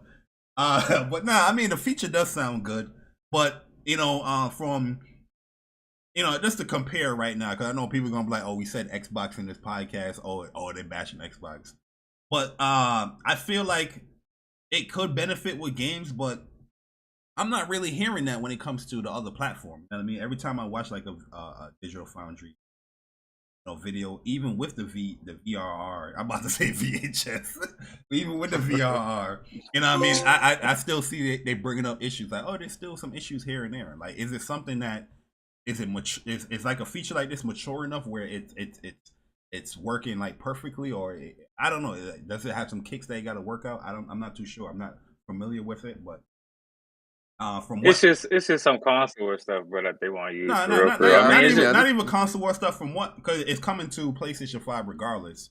But from what it sounds like it's going to be doing, it sounds like it's a good thing. I mean, it does sound like a good thing, but and again, this is a PlayStation podcast, so we talk about all things PlayStation. But just for the sake of just this conversation, when we look at games that have been releasing, third-party games that have been releasing, the performance for those games have been better on PlayStation as opposed to the competition, despite them having VRR and all that for over a year now. So that's why I'm saying when it comes to VRR, I don't really see this being that much bigger of a benefit to PlayStation and the games that are being made on PlayStation 5, because look at the disparity between the competition and PlayStation when it comes to performance now. So what does VRR do? Like, in my opinion, like, I would want to see real world performance once it's implemented to be like, okay, VRR is now going to make games, is the gap going to just get that much more wider? How much better games run on a PlayStation 5 as opposed to the competition? Like, you know, that's how I'm looking at it, because look at how much better they run now. You know, and I'm talking third party titles. So it's just like, no, I feel you. I feel you. I feel you. That's a good point, because yeah, like I said, we've seen that when it comes to versus. It's all about the teraflops, though. Y'all ain't know that. We'll see when it comes to PlayStation how it improves some of these. I think one of the first games I definitely test is Elden Ring. Brought up earlier. Absolutely. I definitely want to test Elden Ring with that shit. Definitely. If it'll even work for that. But let's if get VRR can't fix it, let's get into one of the you know, the main things that we want to talk about here. Gran Turismo 7. Let me mute my mic. Recently had an update, and Polyphony Digital, you know, they were addressing a lot of concerns and you know, cons with the game, which this update, or this, not the update didn't come in yet, coming in like in April. So they had like issues when it comes to their servers, like a couple of days back, where it was down for like 30 hours strictly or something like that. Yeah.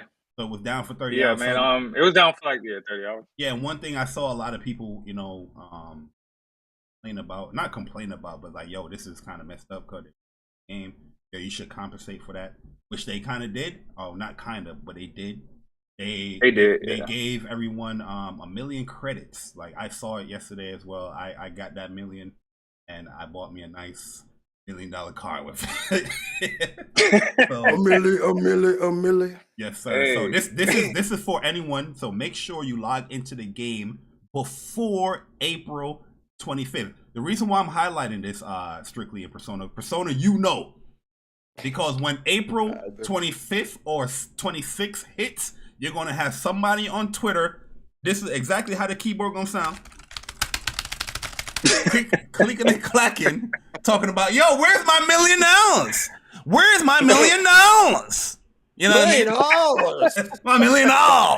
Where is it? PlayStation. This is anti-consumer. You know what I mean? So that's why I want to highlight this here. Make sure you log into the game before April 25th, because that update is going to be coming in soon, and you have to claim that $1 million, that free $1 million that they gave, just for a goodwill gesture, you know, for the game being down for however long. For a lot of people, that game being down for that day actually helped them, because they didn't have more than $1 million in their account any fucking way. You know what I'm saying? So man, it was a blessing for them. I only got like 150K. Yeah, most folks had like 50K. They're like, yo, where my $1 million? Like, bro, you played the game 1 hour, you got $1 million. No, I was from the rip of that game, I had like 1.6 or 1.2 million. Oh, actually, you're right, Bart, because we pre-ordered the deluxe edition, so I think we got $3 million starting 1.6. Anyway. 1.6. They blessed us. So yeah, actually, I'm damn. lying. I got like 100 and like I got like 1.2 mil or something like that. So I'm about to have like 2.2, 2.5 mil. I mean, yeah, I'm you about to be sitting pretty for sure. Hey, it don't matter, man. You can't buy the $18 million McLaren in the Legend shop. You can't buy it, so it doesn't matter. Yo, so strictly, we have you here strictly because we pretty much, you've been playing this game really hardcore, and you know, you have the most experience here with the game. So I want you to talk about, you know, the issues that a lot of people was bringing up prior to this you know, article, and you know, how do you feel about them addressing, you know, the things that people were complaining about prior to this article? And that's a real quick, Persona. A lot of people that were complaining about this game weren't playing the game. But go ahead, Persona. Now I was gonna say, also speak on this whole people complaining about having to grind for cars.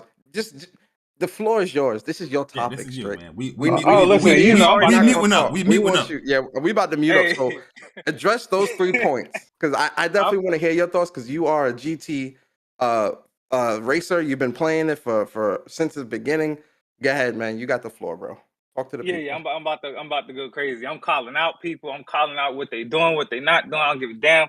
They getting smoked today. Goddamn, it is what it is. But with GT7, first of all, what I'm going to say is there is some issues. It's just not the issues that people were talking about. Mainly the issues are like roulette tickets, right? you get roulette tickets daily for basically driving a specific amount of miles. The problem is like that's the only way we know how to get the roulette tickets. And a lot of times you can get like a 4-star, and it ranges from 1 to 6. 1 to 6 stars, 6 giving you like the best stuff, right? But you get a 4-star ticket, and you know you'll get 5K coins out that ticket. It's like, bro, like why is there a 5K coin option in the ticket itself in a 4-star ticket? That makes no sense. So they need to give us more tickets in a day, like maybe have tiers to it, to how many miles you do, and tie that to a specific type of ticket you get. Card shop updates, we don't really know when they use card shop or when the legend card shop updates, so that needs, you know, they need to update that more frequently. And race variations, there's a good bit, but there's no P1 races, there's not P1, group 1 races, group 2 races and stuff like that. So we really need, you know, like I bought a Bugatti and I can't even really race it, you know what I'm saying? Not for no decent money, because they don't have that specific variation of races. So that's really the most of the issues. Look, obviously, in regards to these people talking about, you know, the grind system and all of that, to be completely honest, these motherfuckers just aren't gamers, because these same people like to talk about how they're hardcore gamers, but when it actually comes to playing the game and getting the stuff that you're working for, they don't want to put the work in to do it. And it don't make sense. You know what I'm saying? It's like when I had a back and forth with Frontline the other day on Twitter. And this is hilarious, right?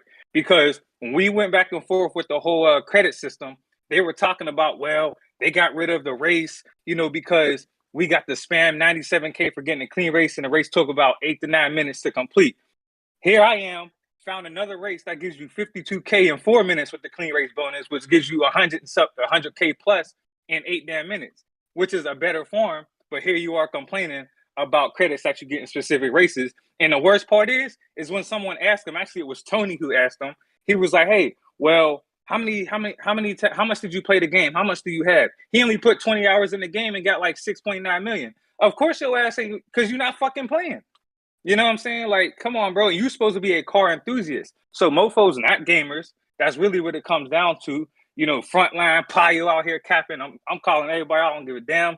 Payo got up this morning and tweeted, oh, well, the game feels a lot different. You know, the update must have worked. Motherfucker, there wasn't even no update. You just got 1 million because the service was down for a whole day.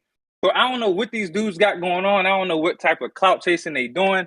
I don't know what their agenda is in the gaming community, but a damn sure ain't gaming. And I'm against that, period. I don't give a damn what platform you on. If you fronting, I don't care, bro. I hate clout chasing that. No. I'm with you. My biggest issue right now, what's going on with Gran Turismo, that's the further along what you're bringing up, is I don't understand how people did not understand or realize that this is going to be an online, you know, games as a service game. You know what I mean?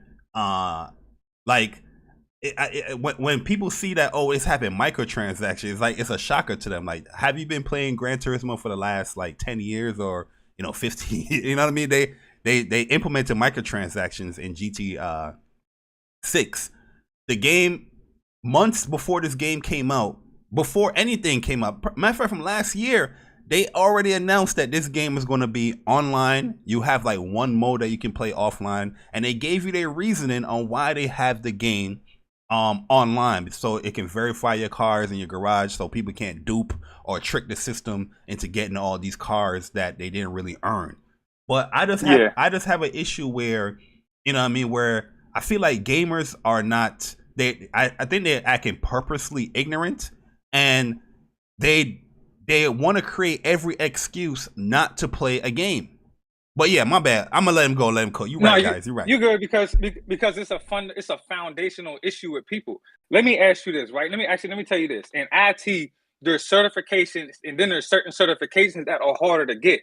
But when you get that certification and someone sees you have that cert, they're like, yo, it's a certain type of respect, because they know you had to work hard for it. It's the same thing with Gran Turismo. You know what I'm saying? Like, yeah, there's gonna be a car worth 18 mil. You don't need to get that car today. But when you do have it, if you ain't buying it with microtransactions, yeah, people gonna see it in your garage like, yo, he had to really, you know what I'm saying, grind to get that whip. Because motherfuckers they weren't complaining about the grinding division. Motherfuckers play Anthem for like a whole 50 hours with all the issues they had with loot, but they want to complain about Gran Turismo and grinding for shit. Yeah, it's like put COD into it, right? COD, you have these crazy camos that you can earn if you diamond out all your guns. it's pretty much some people's complaining like, oh, I want that camo too, but I don't want to play the game. You know what I mean? Like if you don't want it, if you want that camo, what developers are doing is like, oh, you want that camo and you don't want to actually play the game. Oh, guess what? We have microtransactions there where instead of you playing the game, you can buy it. That's the purpose.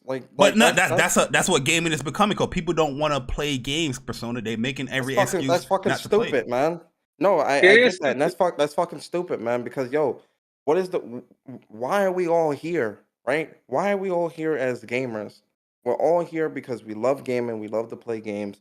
We love to that's the purpose of all of this, but right? Persona, that's the purpose for me, you, Bari, and people like us. That's why the first thing I said was they're not in it for gaming because they're not gamers, bro. They just in it for a platform because, like you say all the time, they just want to be. They want to be a part of something. They like the idea of having influence over people, getting on Twitter and doing this, that, and third. But when you check their gaming records and shit, they not gaming because they're not in it for the same intent.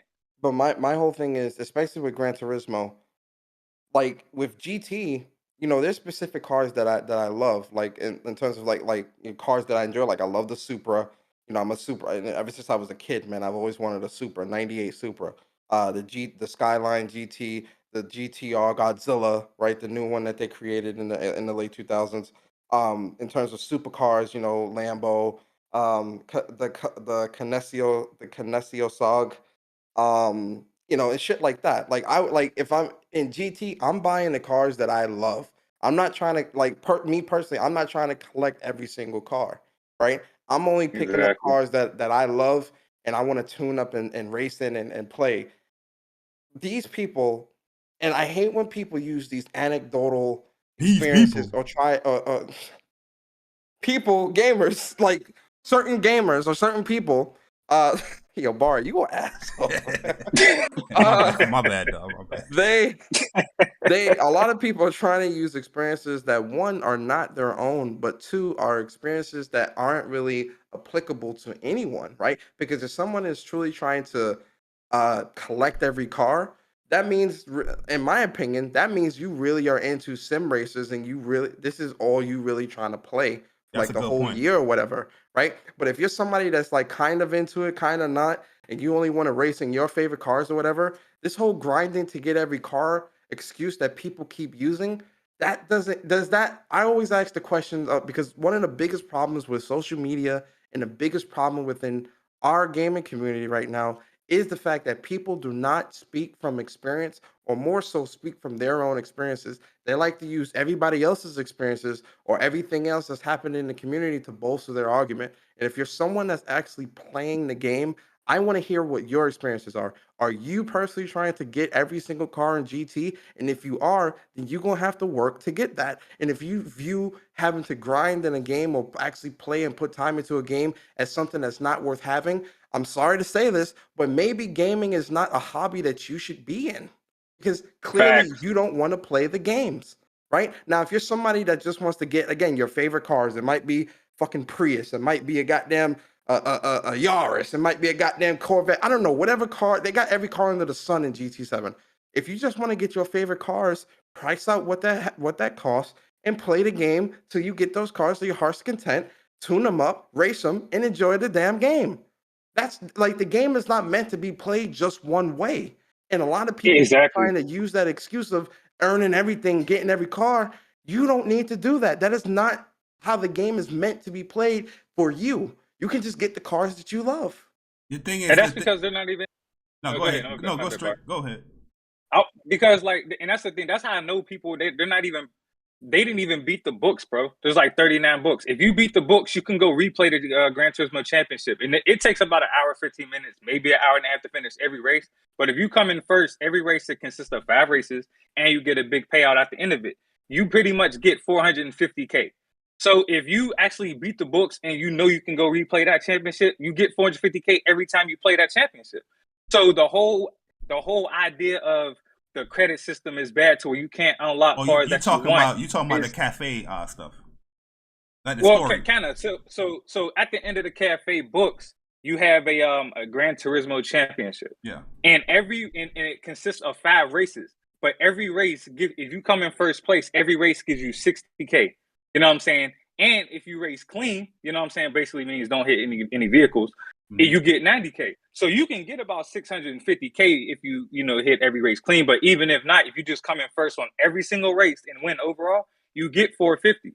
But the people who's talking about the credit system and the people who's talking about the grind and not getting these cars are the ones that haven't even beat the books yet. Mofos will be like, I beat the books. Okay, so what are you doing now? I don't have enough money. Well, go play the fucking races. You know what I'm saying? But when you go check the hours, it's like 10 hours.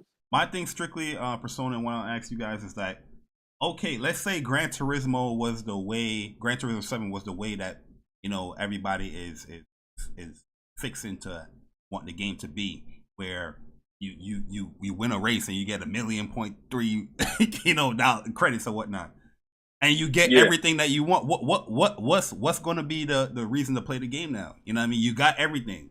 You know what I mean? Because listen. I feel like if they got the way that they wanted to get, you know what I mean, and they get all the cars, these supercars, all that stuff, then what else is going to be to grind for or to play to? But this. Oh, go ahead, Stick. No, go ahead. This your topic. My bad. But if you want the definite answer to that, just go look at people's Forza hours, bro.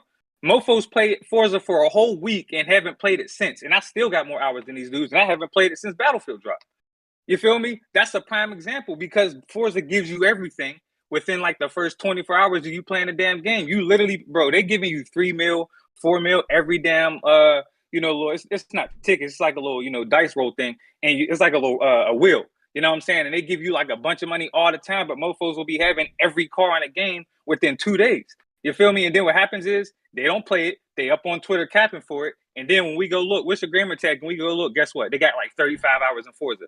It all adds up. GT7 is not that title. It's not. It's supposed to last. It's GT7 Gran Turismo in general is supposed to last 7 years, a whole generation, not 3 years like Forza. But not only that, this is why I don't understand certain people on because I know Bari gonna get me. This is why I don't understand certain people on when it comes to this Gran Turismo stuff. So if you get all the, to answer Bar's question, so if you get all the cars, what do you do next? You go online and race. You tune up the cars and you race. And you got to play the game. That's the game. Yeah, play the game. Like that's what you do. Play the game. Yeah, bro. Like that's what you do. Like I don't understand why that even needs to be explained for a lot of people, but a lot of people are asking that because I guarantee you, if everything was just, if he was getting 5 million a race and was able to buy everything within the first weekend. What are they going to say? Oh, we need more content. Oh, we need more this. We need more that. No, play the game. The game is online, and you racing and doing all this other shit. Like, play the game. But to further the conversation here, they did come out with a patch update. Oh, well, they not a patch update yet, but it's coming in April, and they have like near-term updates that they're going to be addressing. They don't have an exact date on this yet. But how do you feel about the actual update that's coming to the game now, Strick? As you can see, they're saying increase awards in events in the later half of the world circuit and approximately 100% on average. Addition, high rewards for clearing circuit experience in all gold / all bronze results. So they just giving more. Yeah. They're giving more awards and stuff out there. Increase the awards on online racing. Include a total of 8 new 1-hour endurance race events to missions. These also will have higher reward settings. So basically what they're doing here is giving more credits or rewards for people for doing certain things. And they also increased the credit limit to the 20 million, which they had a cap on. Now it's going to be 100 million. Yeah. So, and also increase the quantity of used and legendary legend cars to offer at any given time, which is something you brought up. So how you feel about the actual initial update coming in April, and then you see the other paragraph with the future one? So first of all, the update is fire. Like, you know what I'm saying? Because in a lot of these things, I've made sure I tweeted even before this whole fake outrage, everything with Gran Turismo. I was like, hey, we need more variety of races. They need to increase the store cars and stuff like that. And both of those are mentioned. You know what I'm saying? It's just my only issue, and it's not with the update itself. My disappointment is with Polyphony Digital, and it's because they caved in to the louder crowd, not the right crowd, the louder crowd.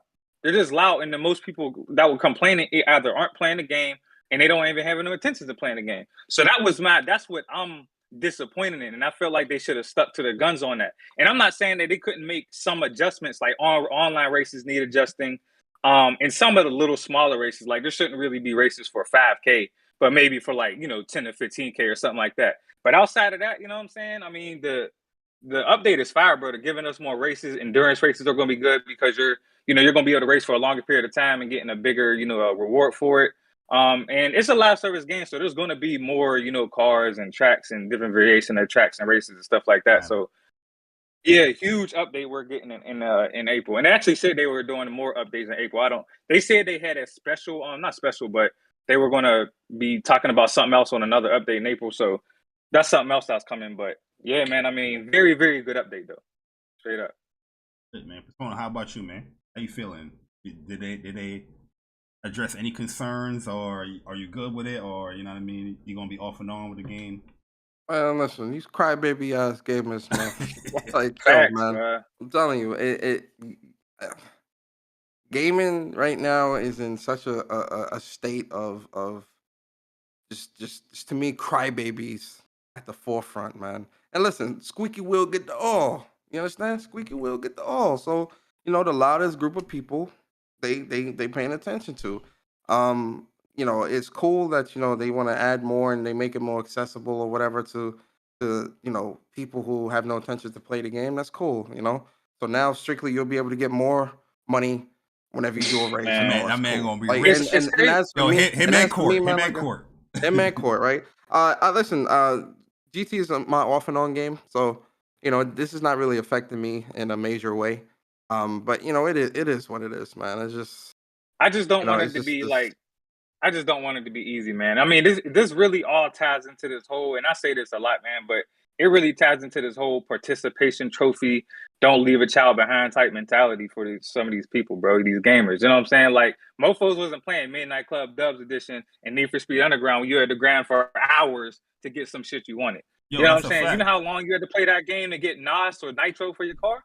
You feel me? So, like, like we're just not cut from the same cloth in regards to really anything, but specifically gaming. You know what I'm saying? And it's sad because this can affect the overall culture, of gaming, and that's why I speak about it a lot, because it affects me as a hardcore gamer. And these developers and publishers, not all of them, but some of them, they're catering to the casual gamers, but they don't care about games like we do. You know what I'm saying? So that's a problem. I mean, it's squeaky wheel get the all. It's a difficult position that developers are put in, because once again you want people to buy your game, right? So you're gonna address any concerns that are a potential buy for your game. You know what I mean? But then there's also you have those people that are the ones that are actually playing it. You know what I mean? Like, yo, are you making them happy as well? So it's definitely a rock and a hard place. Yeah, exactly, because Persona say this all the time, like, which is true. Like, gaming is a selfish hobby. You know what I'm saying? So I get it from a business perspective, but as a person who has been playing games since the age of 5, dog, like, that irritates me. You know what I'm saying? Because I genuinely love gaming. Like, this is my hobby. I don't really do too much else other than reading. You know what I'm saying? But outside of that, like, gaming is my favorite hobby. So yeah, you know what I'm saying? When it's threatened, that's a hobby as well. Sorry, go ahead. Yeah. But yeah, when it's threatened, you know what I'm saying? It's a problem. You feel me? So yeah, like, that's just how I feel about it. They got to stop giving out these participation trophies. We are heading down like a scary road when it comes to gaming, because one of the biggest complaints I've been seeing for the last 3 years or even 5 longer. Is people saying they don't want to grind. They shouldn't be grinding for certain things. No, Bari. Use the right terms, Bari. You know what they really say. Respect my time. Exactly. I got a wife and kids. Respect my time. Yeah, but I got a wife and kids. That's what they say. It comes down to the grinding portion, where I see people they bring up a whole bunch of games and they be like, yo, why do I have to grind to get this and that? I'm like, yo, what is going on in gaming today, man? And I mean, and everybody that see a microtransaction always associated with, they're pretty much adjusting the grind to make it longer for me to get this item or whatnot. Meanwhile, when you ask them how many hours you got in the game, they be like, I got 5. Like, yeah, how you expect you ain't even playing the game, man? Yeah, man. But Motherfuckers anyway, be playing the game for 8 hours talking about, well, I ain't got 18 million to pay it. Motherfucker, you played the game for like 5 hours. Yeah, like it's a weird thing that we're in, man, because gaming is growing. There's a lot of people coming into it, and the actual part of this hobby people don't want to do. The gaming, you know what I mean? Like, people want to talk. They just want a platform, bro. Yeah, they want to talk. They want to do all of that. But when it comes to the gaming, the actual getting the experience, getting the controlling in. But let's move on here, man, because we got. Let me get these up. Let me get the super chat real quick. Go ahead, bro. Shout out to GN the Don, man. Appreciate you for the super chat. He says, shout out to GN. Strictly. Shout out to Strictly and the WUPS crew. Appreciate y'all holding down the PlayStation community. I'm playing GT7 and earning cars through the cafe menu books. Haven't spent any extra money yet. MTX, a what?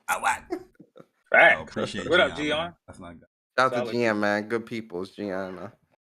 You just want to say that, man. That's incorrect, right? What? It's the GN. GN. Oh, my bad. What is it? Yeah. Gian, what is it? Gian. I always Gian? say Oh, Gian. I say Gian. My fault. Gian. I'm still calling him Gian. Gian. What up, man. Gian? Hey, yo, my man, he be a guest on podcasts. Like, what's up, guys? It's Gian the Don. And y'all just be like, yeah, what up, Gian? Like, yo, yeah, you hear that, man? My fault, Gian. My fault, though. My fault. It's an L. We got another one, too, from Dre X the One with the $5. Oh, let me. Yeah, he says, peace to the gods. I posted a few weeks ago that Horizon Forbidden West would be dope if they added multiplayer, Bari, at Dre X the One. Absolutely. Okay, that's what's up. Appreciate you, bro. We're going to highlight that. Court in the building, too. What's up, Court? Shout out to Court, man. Court. Yo, let your Persona. Yes, sir. Persona. You Yes, gave me sir. politician for the people. Woo! Politic for the people, absolutely. Yo, rumor alert. PlayStation 5 Pro will bring significant improvements in performance and specs over the base PlayStation 5. So we have here Great Gaming Tech with this rumor here that there's going to be I'm sorry, go ahead. Red Gaming Tech. Yeah, now Red Gaming Tech. I know it is. I was kidding. I was joking. He's saying there's going to be a new iteration of the PlayStation 5, the PlayStation 5 Pro. It should be releasing around 2024. Yeah. I'm not going to go in the whole tech specs and all that stuff, but is this like a common rumor, or this like a common sense rumor? Not common, but common sense type rumor. What do you feel about this? You got this one Persona. I go after you, bro. I don't really know yet. I have no experience. Hey, listen. I mean, listen, bro. We literally are going on year 2 of the PS5, and motherfuckers can't even get a PS5 right now, bro. Like, people can't even get a base PS5. And you want me to believe that they are allocating chips for a Pro? Not right exactly. now. The Pro is at least, I would say, at least 3 years out, 2 to 3 years out, at least. But I do think they are working on like a slim model, because they do that for every single PlayStation console generation. They put out a slim model. Yeah, they always do the slim model. So I do think a slim model is being worked on, absolutely, and I do think they probably are working on, like, again, a Pro for sure, but at least 3 years. 3 years out, I think. It's gonna be a while. Yeah. Okay, what about you? I mean, I don't even think.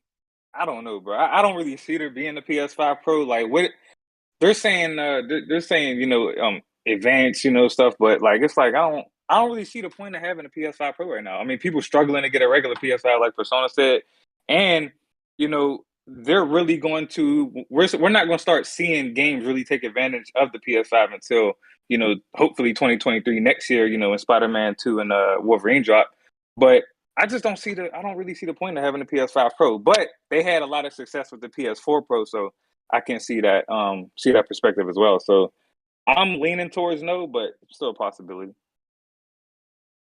So the question I want to ask y'all now, since y'all gave those accurate answers, if they do have a PlayStation 5 Pro, are you copping or not? I mean, man, I'm day one like I mean, does a house have 4 walls? Man, you feel me? Like, I'm gonna be one of the first motherfuckers. I'm buying 3 and I'm scalping them hoes. Hey yo, they just said, look, I don't know, guys, man. 2016, you know what I mean? Guys, come on, 2066. There's no reason for a PlayStation 5 Pro. As soon as that junk get announced, though. Absolutely. I'm gonna be one of the first ones with that thing. You understand? Bro, listen, I'm gonna be man, day one, bro. Like it's the first time getting a PS5 on there day one. Yo. I need to play the games the best way possible, and it's only gonna happen on PlayStation. And if they come out with a PlayStation 5 Pro, that's what I'm gonna be gaming on. Simple as that. Yo, so also move along too. Quick little highlight here. There's new gameplay for Forspoken, which is coming out in October this year. So Game Informer has uploaded where they're talking more about specific enemies, and you know, yeah, they were talking about the enemies here, but I was really looking at like what Frey is doing. You know what I mean? And yo, the gameplay for Forspoken is looking to say the least, it's looking immaculate, bruh. You know what I mean? This thing is looking clean, boy. This character can do. It's funny that they just show like, you know, Hogwarts Legacy and all the stuff that you can do, but you know, a little bit slower paced. But then this game right here is just like, yo, you want action? You want speed? Boom, boom, boom. Oh, you want all these type of spells? Easily, boom.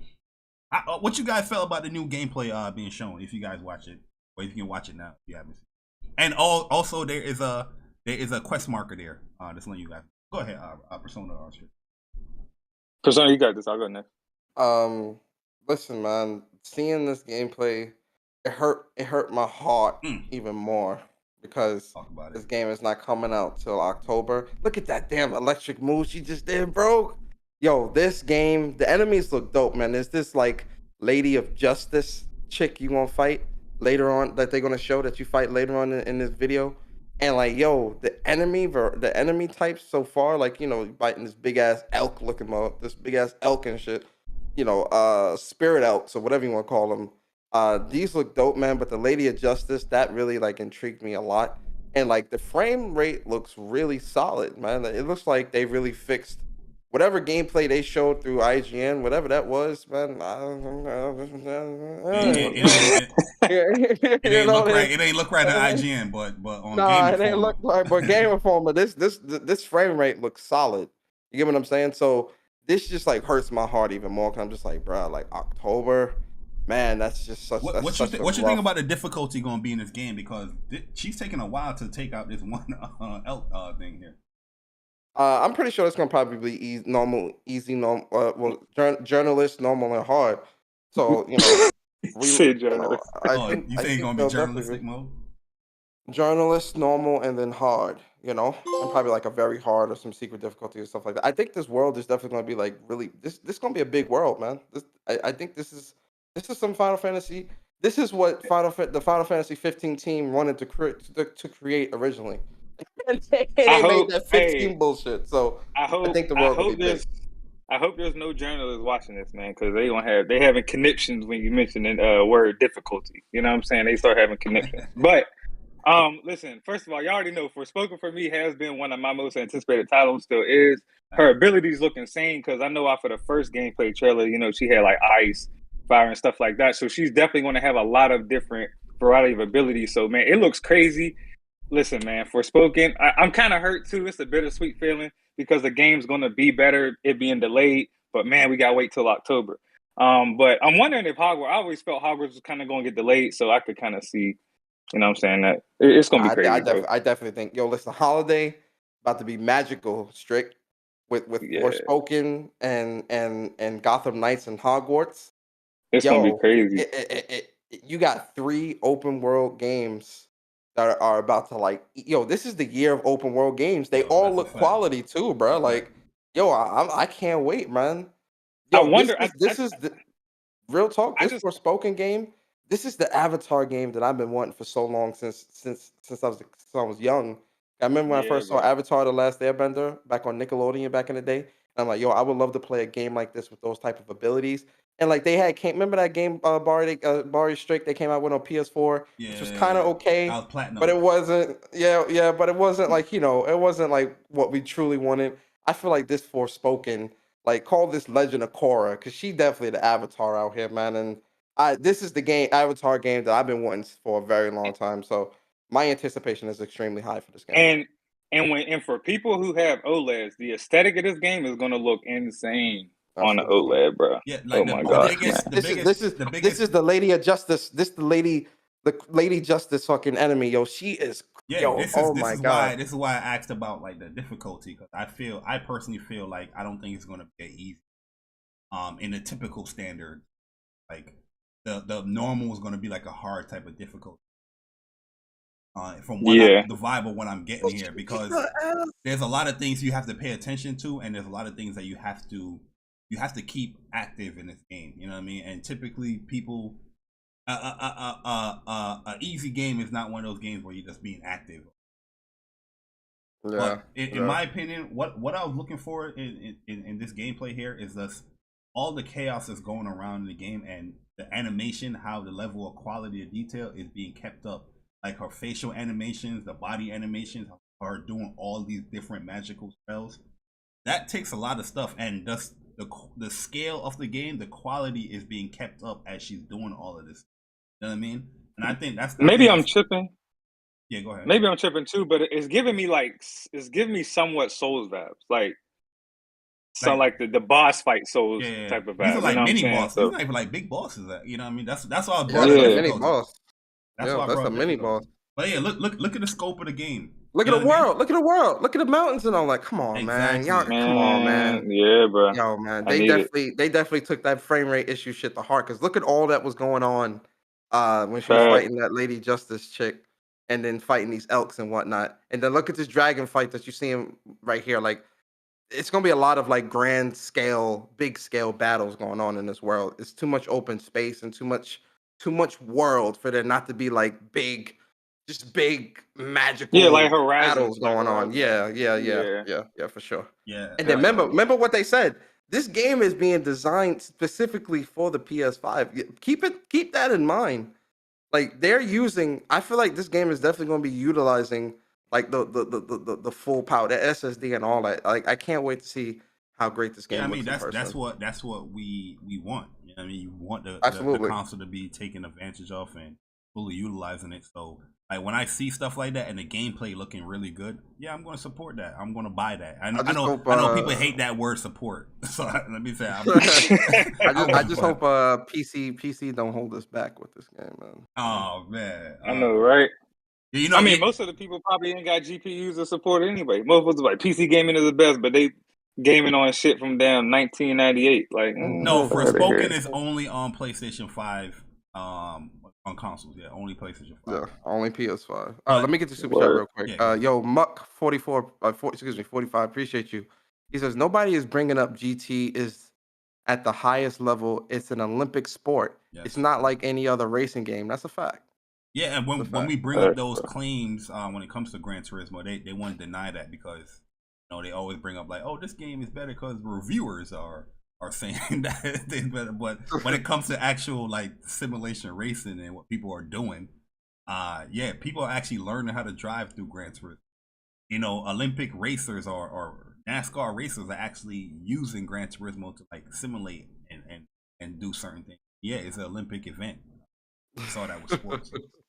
Kind of crazy how people deny you can get an IFA license, which is a professional driving license through GT. Like, come. That's crazy, bro. Come on, man. Like, come on, man. People deny that stuff. Here's something that it shouldn't be denied here. We have some interesting information for 2022, and that God of War is coming out this year. I know. The tweet looks like. Didn't we know that Jay Bari Persona Strictly? Some people were speculating, or every time when a game doesn't have like information for like a month or two or whatnot, you have this tweet that come out. I think God of War is getting delayed till 2024. You know what I mean? Something like that, right? And here we have the community and social, manager for Sony Santa Monica, put out this tweet 2 days ago saying God of War Ragnarok comes out this year. How you guys feel about this, man? It wasn't getting delayed 2 years. They wildin'. We knew that shit was coming out this year. that was just people or bots hoping it didn't come out this year because it was going to crush their little Starfield Game of the Year dreams. Blah blah blah. It's coming out this year. Let it go. It's over. Let it go. It's coming out. Here, boy. That's that. Coming out, you feel me? Oh my god. They you know the vibes, bro. They hoping, they hanging on. They was hoping on the hopes and prayers and all type of shit. Man, so look, imagine your dreams being shattered by what's the title of this person? What was the title? The community manager or something? Yeah, community. Dreams just got straight up shattered by the community manager. And social manager for Sony Santa Monica. Shattered their dreams. So yeah, it's coming out this year. You already know the vibes. It's probably the biggest happy for PlayStation. Simple tweet too. You know what I mean? But I wonder what sparked. Like, I'm kind of curious. Like, I'm still gonna take this with a small pinch of salt. Just a small pinch, just a little dab of do you understand? I'm just gonna take a little pinch of salt, just because I don't know. Like, I want to know what sparked. No, because people were saying that God of War got delayed to 2023. I understand that, but PlayStation moves in a very specific way, and their studios move in a very specific way. So I feel like this person that put this tweet out, I feel like this is a bit of a rogue tweet, where I feel like this was not supposed to be tweeted out. So blatantly like this. It didn't get deleted, and it didn't get deleted because PlayStation probably has a state of play, coming out next month anyway. Like, April is literally around the corner, so PlayStation's like, fuck it, just keep it up. It don't matter, whatever. But I don't know. I just feel like this tweet is, she's probably, they were probably out to dinner with a couple of dev buddies. It's like, fuck it. They had a couple too many. Like, what? I'm gonna post it. They think we don't have the game coming out this year. I'm about to post it, guys. Barlog, look, I'm about to post it. God of War Ragnarok comes out this year. That's it. Oh my god, I just hit you know what sparked this? You know what sparked this? I feel better. I'm gonna give a logical reason what sparked this, because PlayStation put out an article, 22 games to look forward to in year 2022, right? And Suicide Squad, before being announced that it was being delayed, which we're gonna tackle that, was a part of that 2022 games. And since that article, we haven't really heard anything, or we haven't heard anything of God of War since the trailer and that article. So a lot of people was assuming that God of War, we ain't hearing nothing about the game, is getting delayed as well. So I feel like a tweet like this came out like, yo guys, the game is still coming out this year. Yeah, like, relax, it's coming out. Yeah. Nobody said that it been delayed or not. Well, it's only because it's PlayStation. Motherfuckers ain't hear shit about Starfield, but they said Starfield coming out this year. So, yo, shit. Hey, bro. Well, you know I'm what? just saying. I'm just pointing out the inconsistency, bro. That's all I'm doing. Motherfuckers talk about God of War, man. Listen, dog. Yo, but you know what's officially delayed now, which I felt like they kind of officially delayed this game already. Cause I remember doing like a What's Up PlayStation where we spoke about this in great detail. But once again, this news is coming out. Suicide Squad has been officially delayed to 2023, but I think they have like a window now where it's going to be spring or early spring. Yeah, spring. Yeah, they said spring 2023. Yeah. So yeah, March, April, May, around that time. Yep. Yeah. So I mean, so essentially a year. We got to wait another year, which I'm hurt. I'm hurt about this. I'm kind of sad about this. Just because like the game, and realistically, even though we saw like a quick little snippets, we haven't really seen like a full-fledged like a mission being played out or nothing, or like a true explanation, like kind of like what Hogwarts did, which I think they are going to do, because they did it for Gotham Knights, where they did like the whole explanation and talking about like, how you play and how this and that or whatever. They did it for Hogwarts. So I can see them doing something like this dedicated to Suicide Squad, either end of the year or probably beginning of next year, kind of like how they did for Hogwarts and Knights. So WB is kind of killing it though, to be honest. They are. I'm wondering. They got a Wonder Woman game, killing them. I'm wondering, man, like, because you all said you think it's gonna come out like May, like April, Mayish time frame. Yeah, they said they said March. Spring. March. Well, yeah, they said Late spring March. 2023. So okay, spring starts in March. So it's interesting because I do think the release of Spider-Man 2 and Wolverine kind of dictates that they don't want to release that around that time at all. Nah, but you also got to look at this too. think Wolverine. You also got to look at this too. They have Harry Potter, not Harry Potter, Hogwarts Legacy, and Gotham Knights coming out around the same time period. It will be kind of crazy to have Suicide Squad as well in the holiday. All 3 games. You know what I mean? Plus, I think Wolverine is a 2024 title. Yeah, Wolverine was a promise for 2023. Only Spider-Man was. Yeah. Okay. Yeah. Yes, I think Wolverine is 2024. I don't think we're seeing that for a while. Well, regardless, they don't want to release that around Spider-Man 2. Spider-Man 2 is probably going to be the biggest. Honestly, I think Spider-Man is going to be back released in September of next year. I think it's going to keep that same release. That release. I can see that window. Yeah, I can see that. Let's talk about some VR real quick. Where PSVR 2 was being showcased a little bit here at GDC that was taking place this week, where PlayStation themselves is actually giving some developers or some hands-on experience with PlayStation VR 2, and they saying that it's blowing their minds. Where somebody tweeted, said, "I had one of those VR moments today playing the new PlayStation VR 2 headset. Where the world just feels different when you return. So good. Thanks, Shuhei and Greg Rice for the demo and the chat."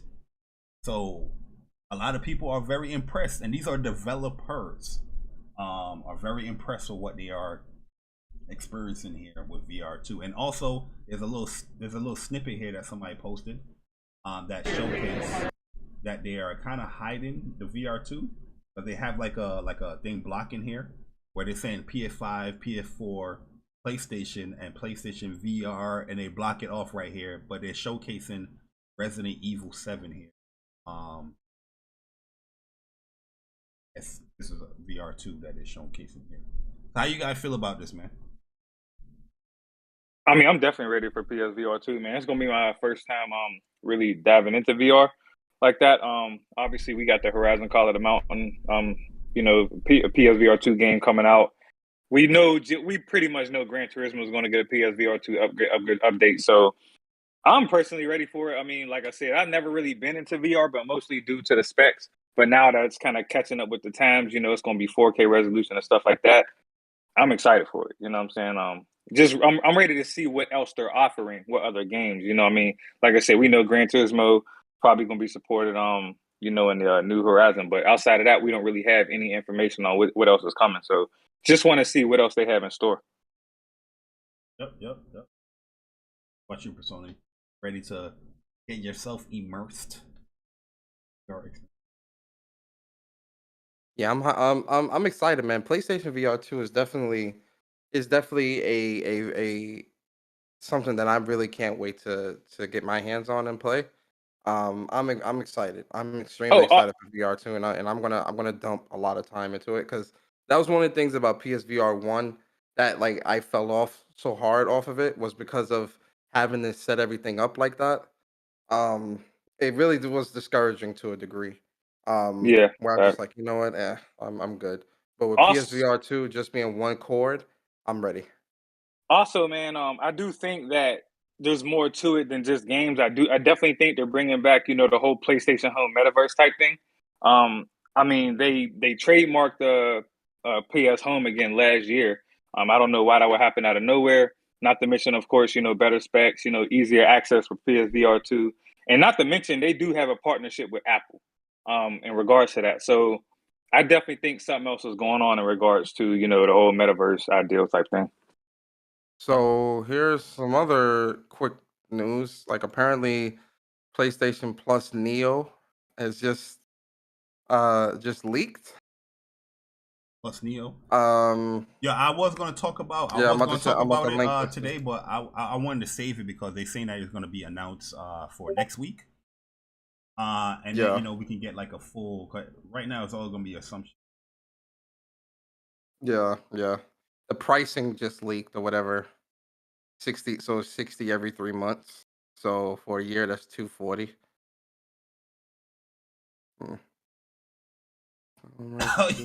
What? No, we talking about money, bro. Bots are having connections, bro. You cannot talk about money.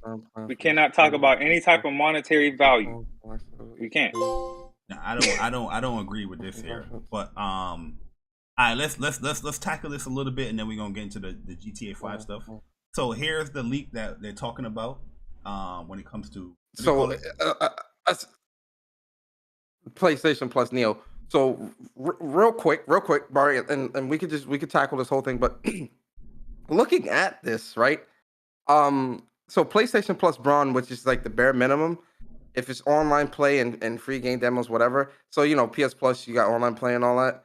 So if you just wanted to be able to play online and didn't care about the free games and none of that stuff, it's actually cheaper because you're paying $30. No, it's 3 months, 3, 6, 9, 12, 40. So you're saying $20 less. I don't know. Okay, this pricing structure is a little. It don't make any sense. This don't make this. This is a little.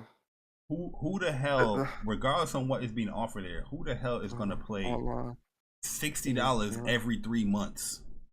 Well, what's game? What the hell is game? What is game streaming? What the hell do they mean by that? Well, if you read the top, it says PS Now will merge with PlayStation Plus on allegedly. This is all allegedly. PS Now will merge with PlayStation Plus on April 7th, 2022. Choose 1, 3, or 12-month recurring plan for each tier and take your PlayStation experience to the next level. Each tier of PlayStation Plus Neo comes with multiple subscription benefits. This doesn't even look like something written by PlayStation. Because this is not. I think it's fake. This is not how they will word things here. PS Now will merge with PS Plus. You know what I mean? It's definitely fake. It doesn't look right. And look at it. Look at this PlayStation Platinum. This is just too convenient here. I don't think they're even going to go down this road of the bronze, silver, gold, platinum, whatever. I just feel like a lot of people are taking the whole rumor of it being announced this week, and they want to put out a leak or a rumor. Here's how it's going to be. Because this is some shit a bot would make, bro. Yeah, this idle sloth dude is like more of like an Xbox. It is. Oh, it is. Yeah, but the thing is, this doesn't even sound like a merger here. If you're going to be charging $50 for every 3 months, if you merge, that's just an increase. If you merge PlayStation Now and Plus Now just based off the price, that's $120 for the year. But here you're charging $60 every 3 months to merge something that people. And why is the pricing and like the add to cart, all that is like off center? This is somebody taking a picture off their phone. But it just this is a bot. A bot at its finest. It's definitely a bot made this shit, bro. Yeah, it doesn't look real. But like I said, we was gonna talk about the whole Spartacus. We'll talk about it next week because we'll talk about it next week. Pretty much was claiming that they're gonna be announced next week. So we're gonna save it for next week. We'll talk about it. But yeah, this leak right here, it doesn't make any sense pricing wise because everything was going to get more expensive, but this is like triple more expensive. You know what I mean? With a merger, $10 every 3 months. But it seems weird. It seems weird for the bronze. Like you're getting free games and all that now with PS Plus for $60, and with the bronze you're getting less and paying $10, $20 less. I don't know. It just throws me off. I'm like, the thing is, what makes it fake is that PlayStation will offer a monthly SKU, a 3-month SKU, and a year SKU. You don't ever see that here. All you're seeing is for every 3 months. In my opinion, don't make any sense. It just don't make any sense to me. Yo, you say it's gonna be funny if it's real. I don't think this is gonna be real at all. This is suicide. Let's say if it is real, this is suicide that they're doing here. This would be suicide to any service that they're putting out. It's way too much. It's way too much money. There's 12 months in the year, and you want people to pay $60 every 3 months. That's a lot. That's suicide. And software and services is a big part of PlayStation's, their profit. So that would be stupid. Yeah. Here's something stupid though. From Rockstar. Which I don't really see too many people complaining. Shout out to Hard 8. Hard 8 is a big Rockstar fan. I see him, giving his opinion on it. But GTA Plus is coming to Grand Theft Auto online. It's going to be coming exclusively to the next gen platform, so PlayStation 5. And here is the breakdown of GTA Plus. So here's the breakdown and the benefits of GTA Plus. Members will receive the first month of membership, which they start in this thing next week. So you get in 500,000 delivered automatically, to your Maze bank account. The principal, principal Divis 8, along with the complimentary Hio special work upgrade for it before it's made available for purchase. I don't even know what that is. I don't play on Gran Turismo Online. Auto shop stuff. You're going to be getting LS Car Meet membership fees waived. That the membership fees are going to be waived. Yacht owners can upgrade to the Aquarius Super Yacht at no additional cost. You're going. If I don't know the whole GTA Online, you know what I mean. I don't know if you guys have played it, but do you think this is beneficial for anybody that plays GTA Online? So this is the dumbest shit I've ever seen. They added a service to the game, which already make bank off of the whole cards and all that stuff. But Bari, this is what you gotta understand, and this is why I say, yo, this free to play shit can be crazy sometimes. GTA Online, they just made free to play for next gen, and as soon as they've made it free to play, a week later they announced this GTA. Oh, free to play for a couple of months. No, it's free to play. Period. GTA Online is free to play. Like, you can download it for free. Yeah, but I thought like with PlayStation. No, the only thing that's a couple of months from I might be wrong, but I was under the impression that the $10 upgrade fee to buy GTA 5 outright, that is what costs money. That was for the campaign, but I think only PlayStation. I think only PlayStation players have it free online for 3 months. If I'm not mistaken. My fault. I'll take it back then. I'll take it back then. But either.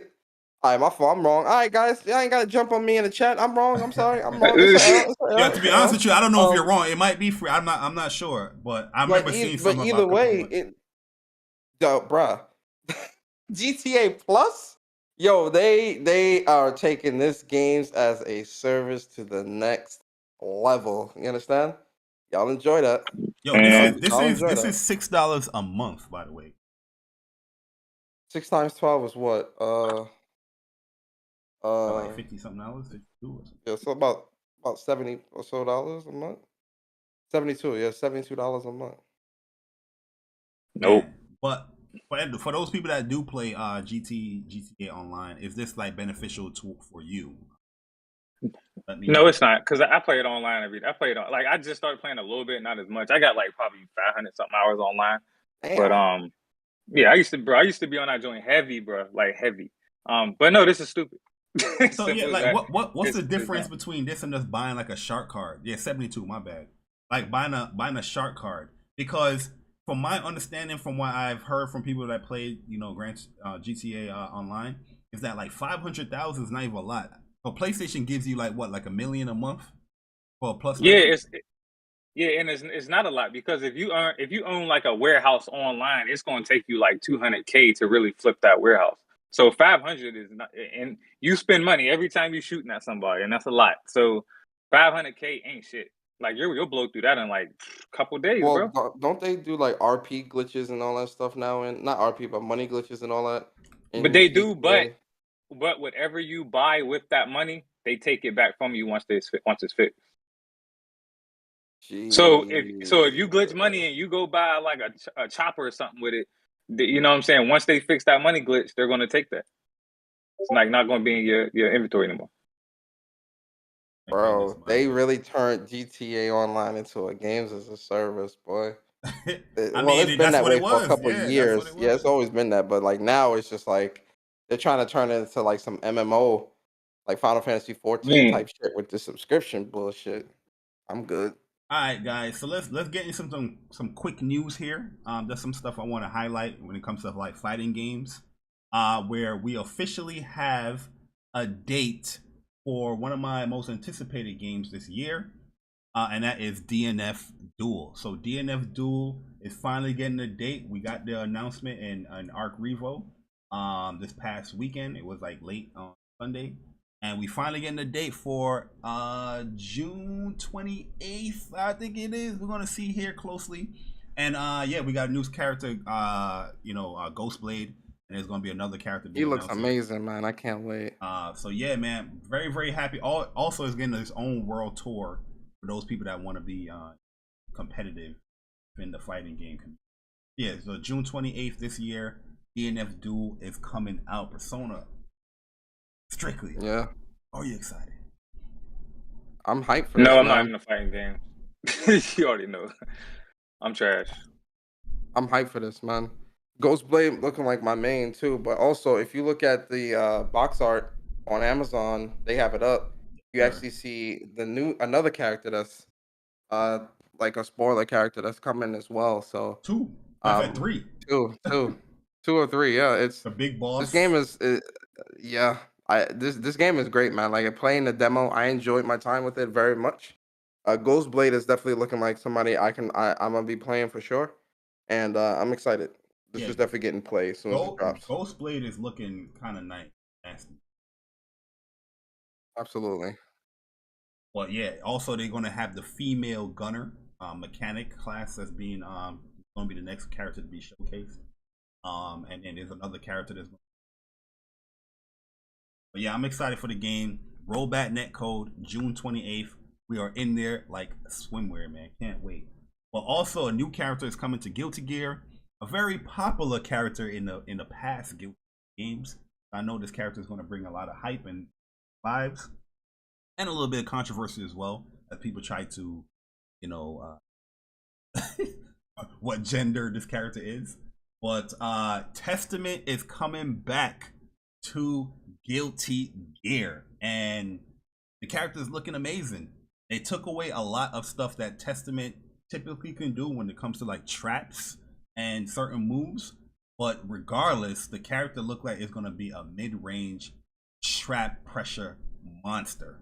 And yeah, this is pretty much a starting guide that we're showing here with Testament, and the character looks great. The character looks amazing. So, what are you thinking about Testament, Persona? I think Testament looks great as well. A nice lockdown.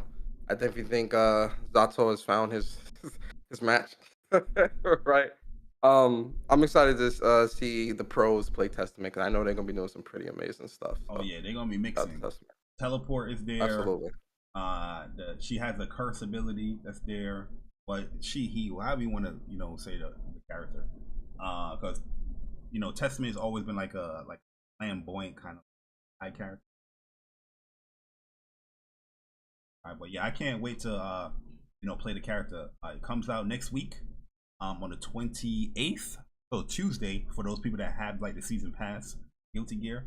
And if you don't have the season pass, you can purchase the character on the 31st of March. So yeah, fighting game.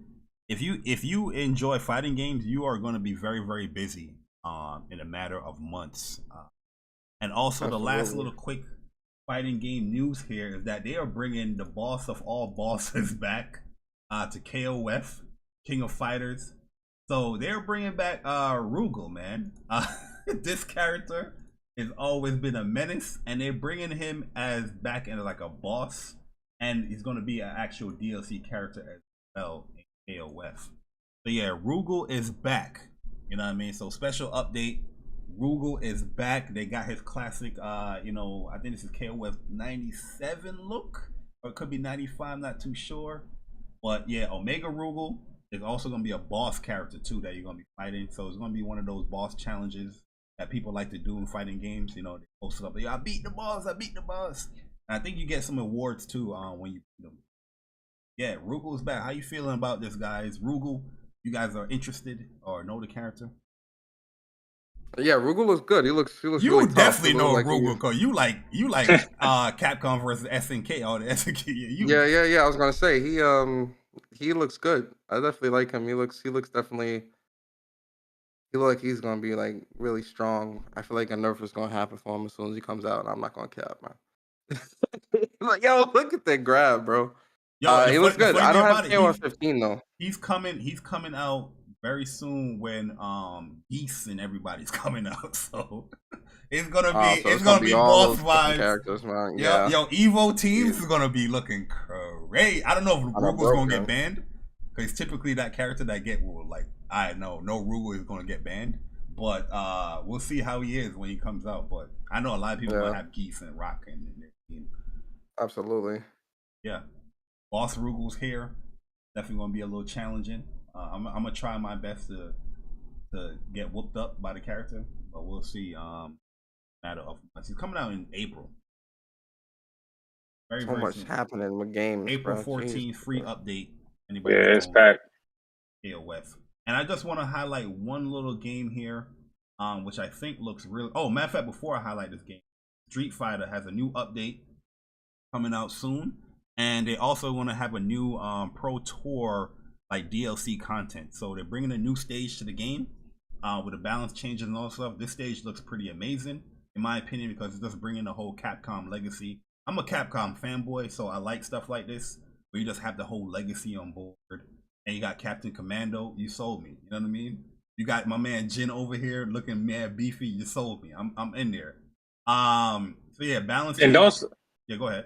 Oh, and don't sleep too, because I know y'all we talking about fighting games or whatever, and I know Persona just said like game is packed in April, but don't forget Sifu's roadmap for the year coming out in April also. So there's just a lot going on, bro. You know what I'm saying? Like, it's kind of crazy. Yo, that's a fact. Yeah, I'm excited for Sifu stuff and what they bring and what type of skins and all that. I got the physical edition pre-ordered too over there. Me too. For that steel copy, that joint was clean. Yeah, I think I'm gonna get that as well. But they also have like skins and all that stuff. They got skin for Bison. They got a new skin for, I think it's. Let's look at the trailer real quick. I forgot who they got the skin for, but this is gonna be real quick. And I want to highlight one more game too, because this game looks pretty cool. I just want to see. Oh yeah, Akira. This costume looks amazing. Seth costume looks good, and Bison as well looks amazing.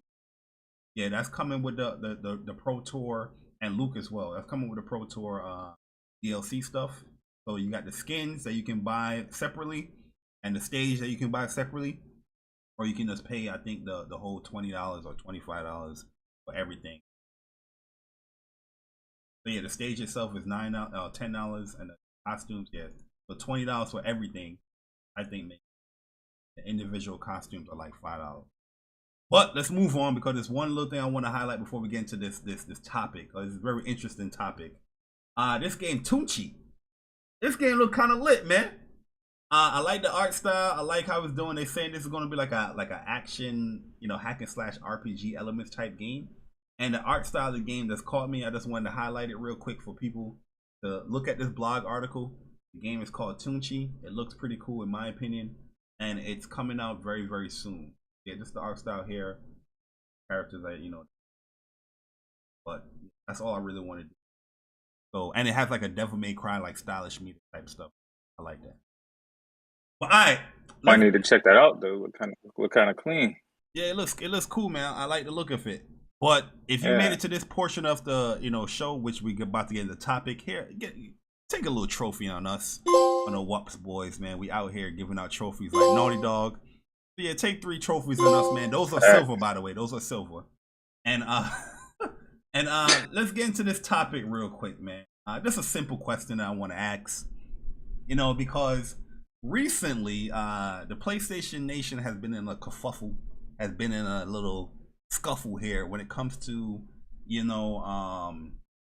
PlayStation representatives or like developers. So I want to ask you guys, and I want an honest question too. I want an honest question from you guys. How do you feel about PlayStation reps and developers promoting the competition games or services? Is that a problem for you? If they're promoting the games, no. If they promoting Game Pass services, yeah. Because that's just fucking up the quality. The origin of this question I'm asking is that, Alana Pierce, she was streaming Tunic, and she had like, playing Tunic, the typical, Tunic Game Pass in parentheses, being promoted there. And a lot of people was having issue, the PlayStation Gamer 8425 with no Twitter profile pic. They were having a lot of issues with it, and I see a lot of people talking about it where, PlayStation gamers are attacking developers and representatives that work for PlayStation because they're playing the other consoles, games or services. Do you guys really have an issue with that stuff? No, that's just dumb. I'm not attacking. I'm definitely not going to attack nobody. I mean, like, again, I'm against, just the whole Game Pass model in general. If they want to play the competition games, I mean, they're gamers. Play what you want. You know what I'm saying? So I would never have a problem with that. But in regards to like, outlining Game Pass and stuff like that, I don't really like it just again because it's Game Pass. You know what I'm saying? But I don't know, Alana, she was a yellow chair bandit, so it kind of, you feel me? She looking like the op. Boy, I know that's but she looking like the op. That's my gaming wife that people got mad about. A simple joke. Your gaming wife looking like the op, low key. You know what I'm saying? But for real, man. I mean, if they gonna play what you want to play, bro. If you're gonna play whatever it is, man, play the game. You know what I'm saying? Enjoy it. That's what game is about. But I am against the whole Game Pass model. I can see why people like it, but I'm personally as a hardcore gamer against it, and I don't really like seeing it promoted because of that. Because I know it's going to decrease the quality of titles that I love to play. I feel you. Persona, how you feeling about this, man? Did you tie up the politician? Mr. Jay Bari. Oh my God, you didn't tie him up. When I heard the pause, I knew it was Mr. Jay Bari. Mr. Strictly, so glad to have you here. I've heard some of your rants and I've seen some of what you say on Twitter, Mr. Strictly. I don't know, man. Like, I just feel like, you're very, very vulgar, very mean. I don't understand. Like, I feel like if you had an Xbox, Mr. Strictly, I feel like you'd be much happier, But Mr. Strictly, Mr. Jay Bari, I know Persona, he wants to speak. He went to the bathroom, so I was able to get on the mic real quick. So here's my take real quick, right? PlayStation developers, they own multiple consoles.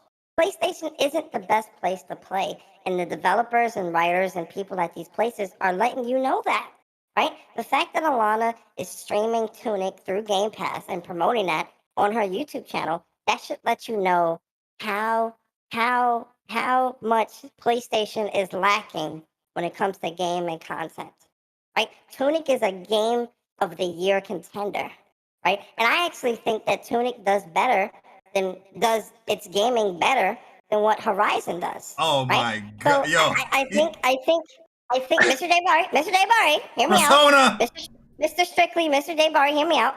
I just feel that the PlayStation community should just accept that, PlayStation developers and writers and people that work at these studios, they're not obligated to actually enjoy and play the games that they make, right? I would even argue that majority of PlayStation developers actually do not enjoy PlayStation games because you can't play them through a service, right? It's important to have a Game Pass-like model there because then that actually makes the developers want to work harder to make great games because they know they're going into a service where everyone can access them. That's why Alana is streaming Tunic and promoting Game Pass because it's the service. She enjoys that. And the PlayStation community and PlayStation fanboys, they need to just accept that Game Pass is the future. Mr. Jay Bari and Mr. Strictly, Game Pass is the future. And it is what it is. You have to accept it. I ain't hearing it. Nope. Any questions? Not from the yellow chair bandits. I'm not.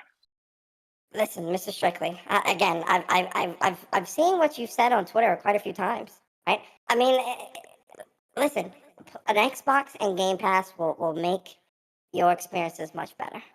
You wouldn't be so angry if you had a Game Pass. Game Pass is the future, and Alana knows it. The PlayStation community, you need to accept. Hey! Thank you. Sorry about that. Thank you. you. So sorry about that. Whew. I don't know. This is a PlayStation I ran to the podcast. We bathroom. got this man promoting. Tie the man up, please. I'm sorry. I don't know. Like, hey man, get back. You can't talk on the mic. I just want to say one more thing. No. You cannot talk on the mic. I keep telling you, stop trying to interrupt the show. Sorry about that. Sorry.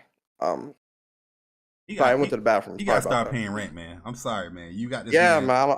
That's living off air free, but he subscribed to Game Pass. You know what I mean? Man, he's listen. Between you and me, he's my aunt's kid, and he's a bit slow. And so, listen, I have to look out for him. He's family. I feel it. He's having a tough time getting on his feet and whatnot. I'm looking out for him. His family. Unfortunately, you can't choose the family that you're born into, right? Nah, but honestly, listen, man. I mean, people play games, man. Like, I'm not gonna get mad if Alana or fucking Neil Druckmann or whoever is playing an Xbox game or a Nintendo. Like, listen, man, like that, like these. At the end of the day, PlayStation or the games that they make don't define them as people. You get what I'm saying? Like they still, at the end of the day, are people who also enjoy gaming as a whole, right? And if there's a game on another platform that they enjoy, I don't have who am I to say you're not allowed to play that because of where you work? You know what I'm saying? Like, no, Facts. who is anyone here to say, you know, you're not allowed to play this because of where you work or the type of games you make? No, right? Enjoy what you enjoy, play what you play, and that's really it. Like that's really all I have for that, man. Like, and people that's like trying to get at Alana and harass her for that, like, listen, man, y'all gotta stop that, man. Like, stop Yeah, that. I ain't That shit is harassing nobody lame. for that. Yeah, that shit lame, Yeah, man. like Yeah. I found it weird, to be honest with you, but I still wanted to ask, you know what I mean, that people was attacking her for the whole. But remember, Alana is like a game streamer or influencer before she even started working for Sony Santa Monica as a writer. You know what I mean? So at the end of the day, being a YouTuber or you know, like a streamer is part of her own job as well. You know what I mean? So I don't understand how people are attacking things like that. It's basically saying, like, if you work at Ruby Tuesdays, you can't eat at Fridays. You know what I mean? Like, Yeah, that's what I'm Yeah. saying. Like, who someone does that work at McDonald's mean that they can't eat at at Burger King? Burger King? Like, what are we doing here, man? What you doing If at you- Whopper? If someone is attacking them like that, man, they're mentally they're definitely not. Oh no, stable, like, for sure. I seen it. I seen it. That's why I brought it That's up. crazy. Like, people was like, yo, how dare she play Tunic? Like, you know what I mean? I think people had issue with her like promoting the Game Pass aspect of it. It's just like, Yeah. you know, We always that Whopper. we always know Alana to like Xbox. You know what I mean? Just because she worked for like Sony Santa Monica now, I don't think she's gonna stop playing Xbox. Stop liking Yeah, Xbox. facts. Y'all gotta stop that. That's a little that's going a little bit too far and getting a little bit weird when it comes to, like, you know, the console things and stuff like that. When it comes to reevaluate.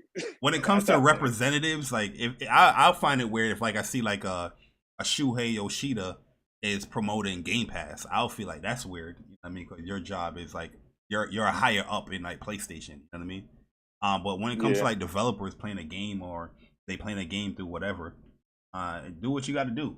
But I will say this though, when it comes to the PlayStation stuff, why don't we see, you know, people like Alana or anybody else streaming PlayStation Plus games and tying PlayStation Plus to their title?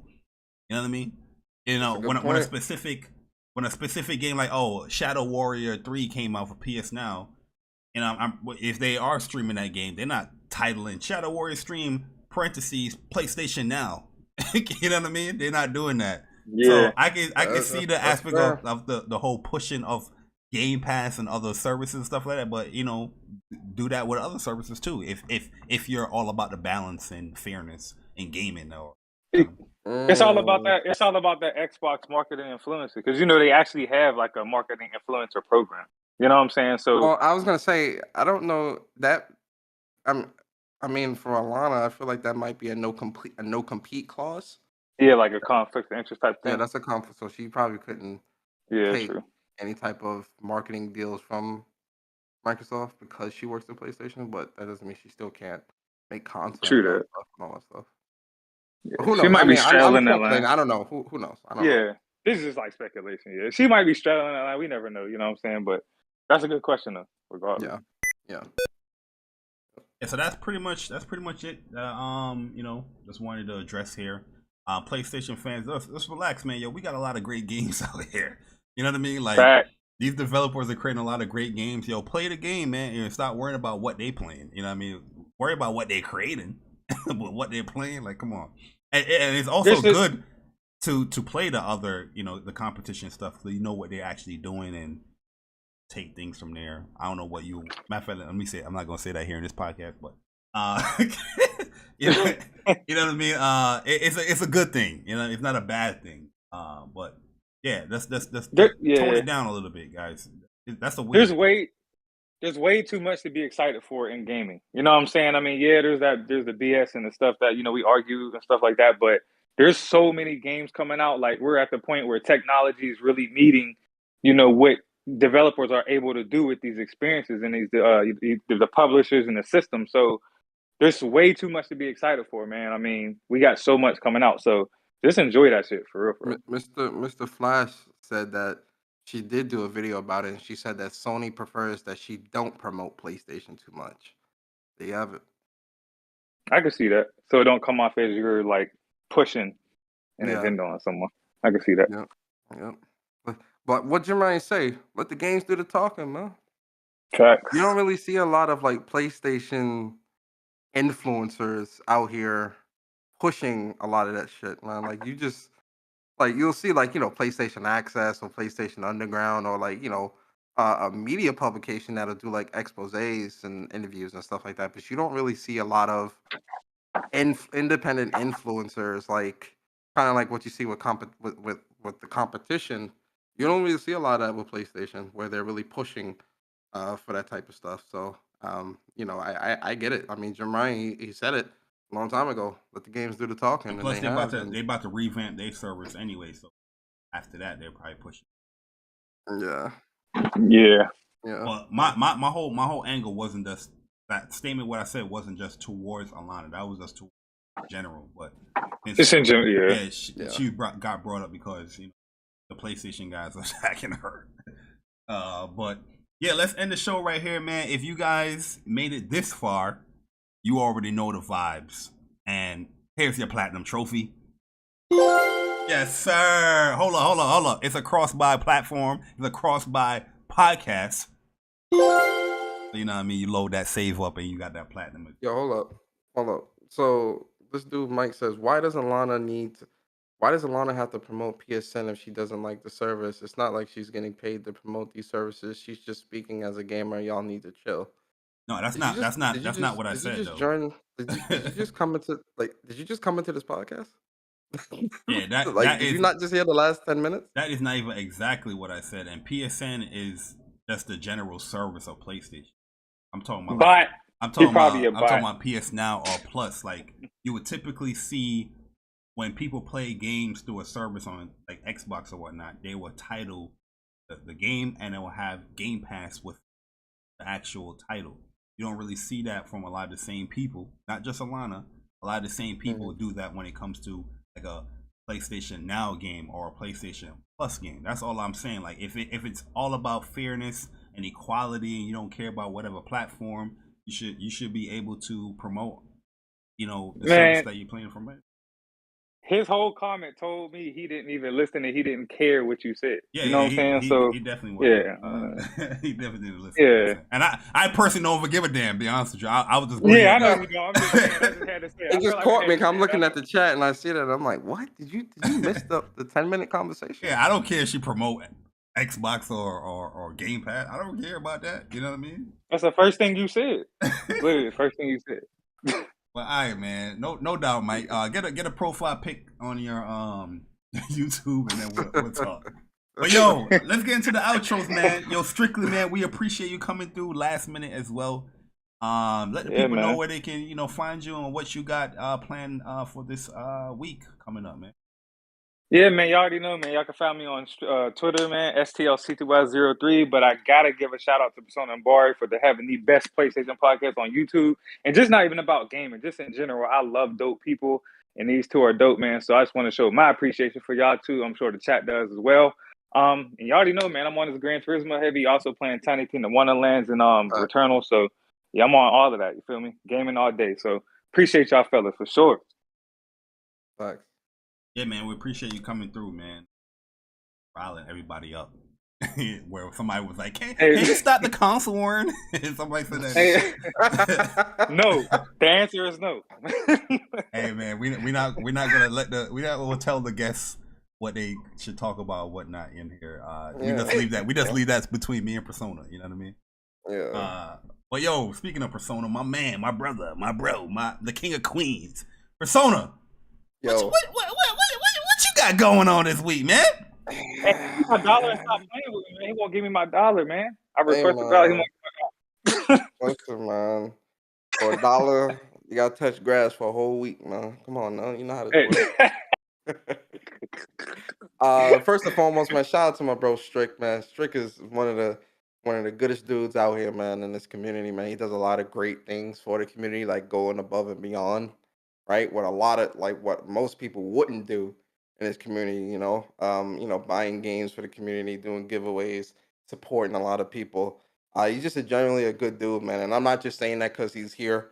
I keep that same energy even if he wasn't here. You get what I'm saying? So Strictly really is a good dude. So shout out to Strictly's a softie, man. He's a good guy at heart, man. Facts. Straight facts. Strictly get rowdy. Don't get it twisted, man. Strictly definitely turn up on your ass. But deep down, he got a heart of gold. He's definitely a softie.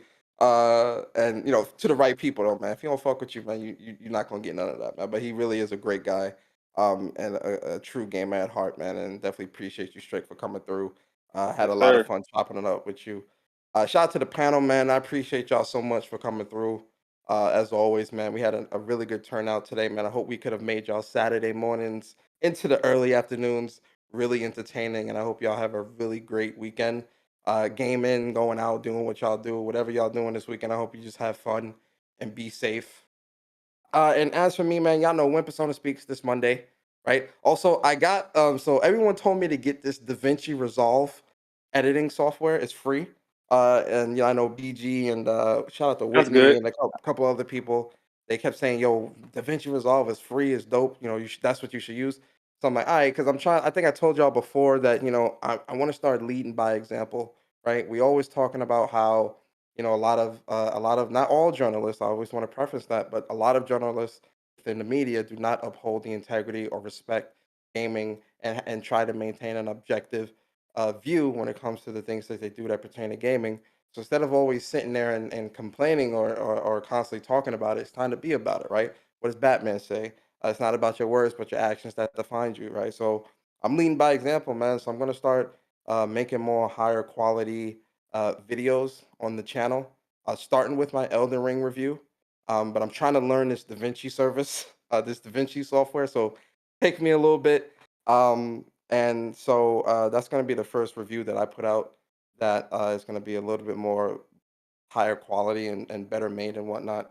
And so that'll be out this week as well because I've been playing around with the service all week and trying to play around with the software and trying to understand it. So when Persona Speaks, Elden Ring review, more impressions and stuff like that, I'm going to start putting up on the channel as well.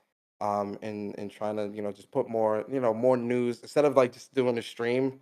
Start putting out more news on the channel as well, like small little quick little videos, like 5-minute 10-minute videos or whatever, talking about news that happens throughout the week as well.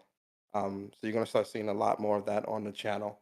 So subscribe to me, Gaming with Persona. Follow me on Twitter, Persona Speaks, and I appreciate y'all always, man. Y'all are great people. And I use DaVinci also, so like if I'm not a pro at it, but I know some, a little bit of stuff, man. So just hit me up. Oh yeah, no doubt, for sure. And so y'all about to see a whole different side of Persona with this YouTube shit. So take that journey with me. You about to hit that 3, 4, 5K this year, man. Trust. And I appreciate y'all. Yep, and we got one more super chat here from Viper Reaps Corner with a $4.99. He says, "Strictly be like, screw you. You don't want no smoke. But here's this here, play this game I got you." Yo, that is a fact, man. Though. But yeah, that's a good thing, Persona, man. As you should, man. Definitely got to up the ante here on the PlayStation side. So it's always a good to hear that step the game up. Yeah, absolutely. But take that journey with me, man. Yeah, guys, that is pretty much the show. Episode 76 is in the books. And, hey, Bari, you my brother, and I know only I can get away with this joke I'm about to do. Only I can get away, so I'm gonna do the joke. So, Bari, tell the people what content you got coming to your channel.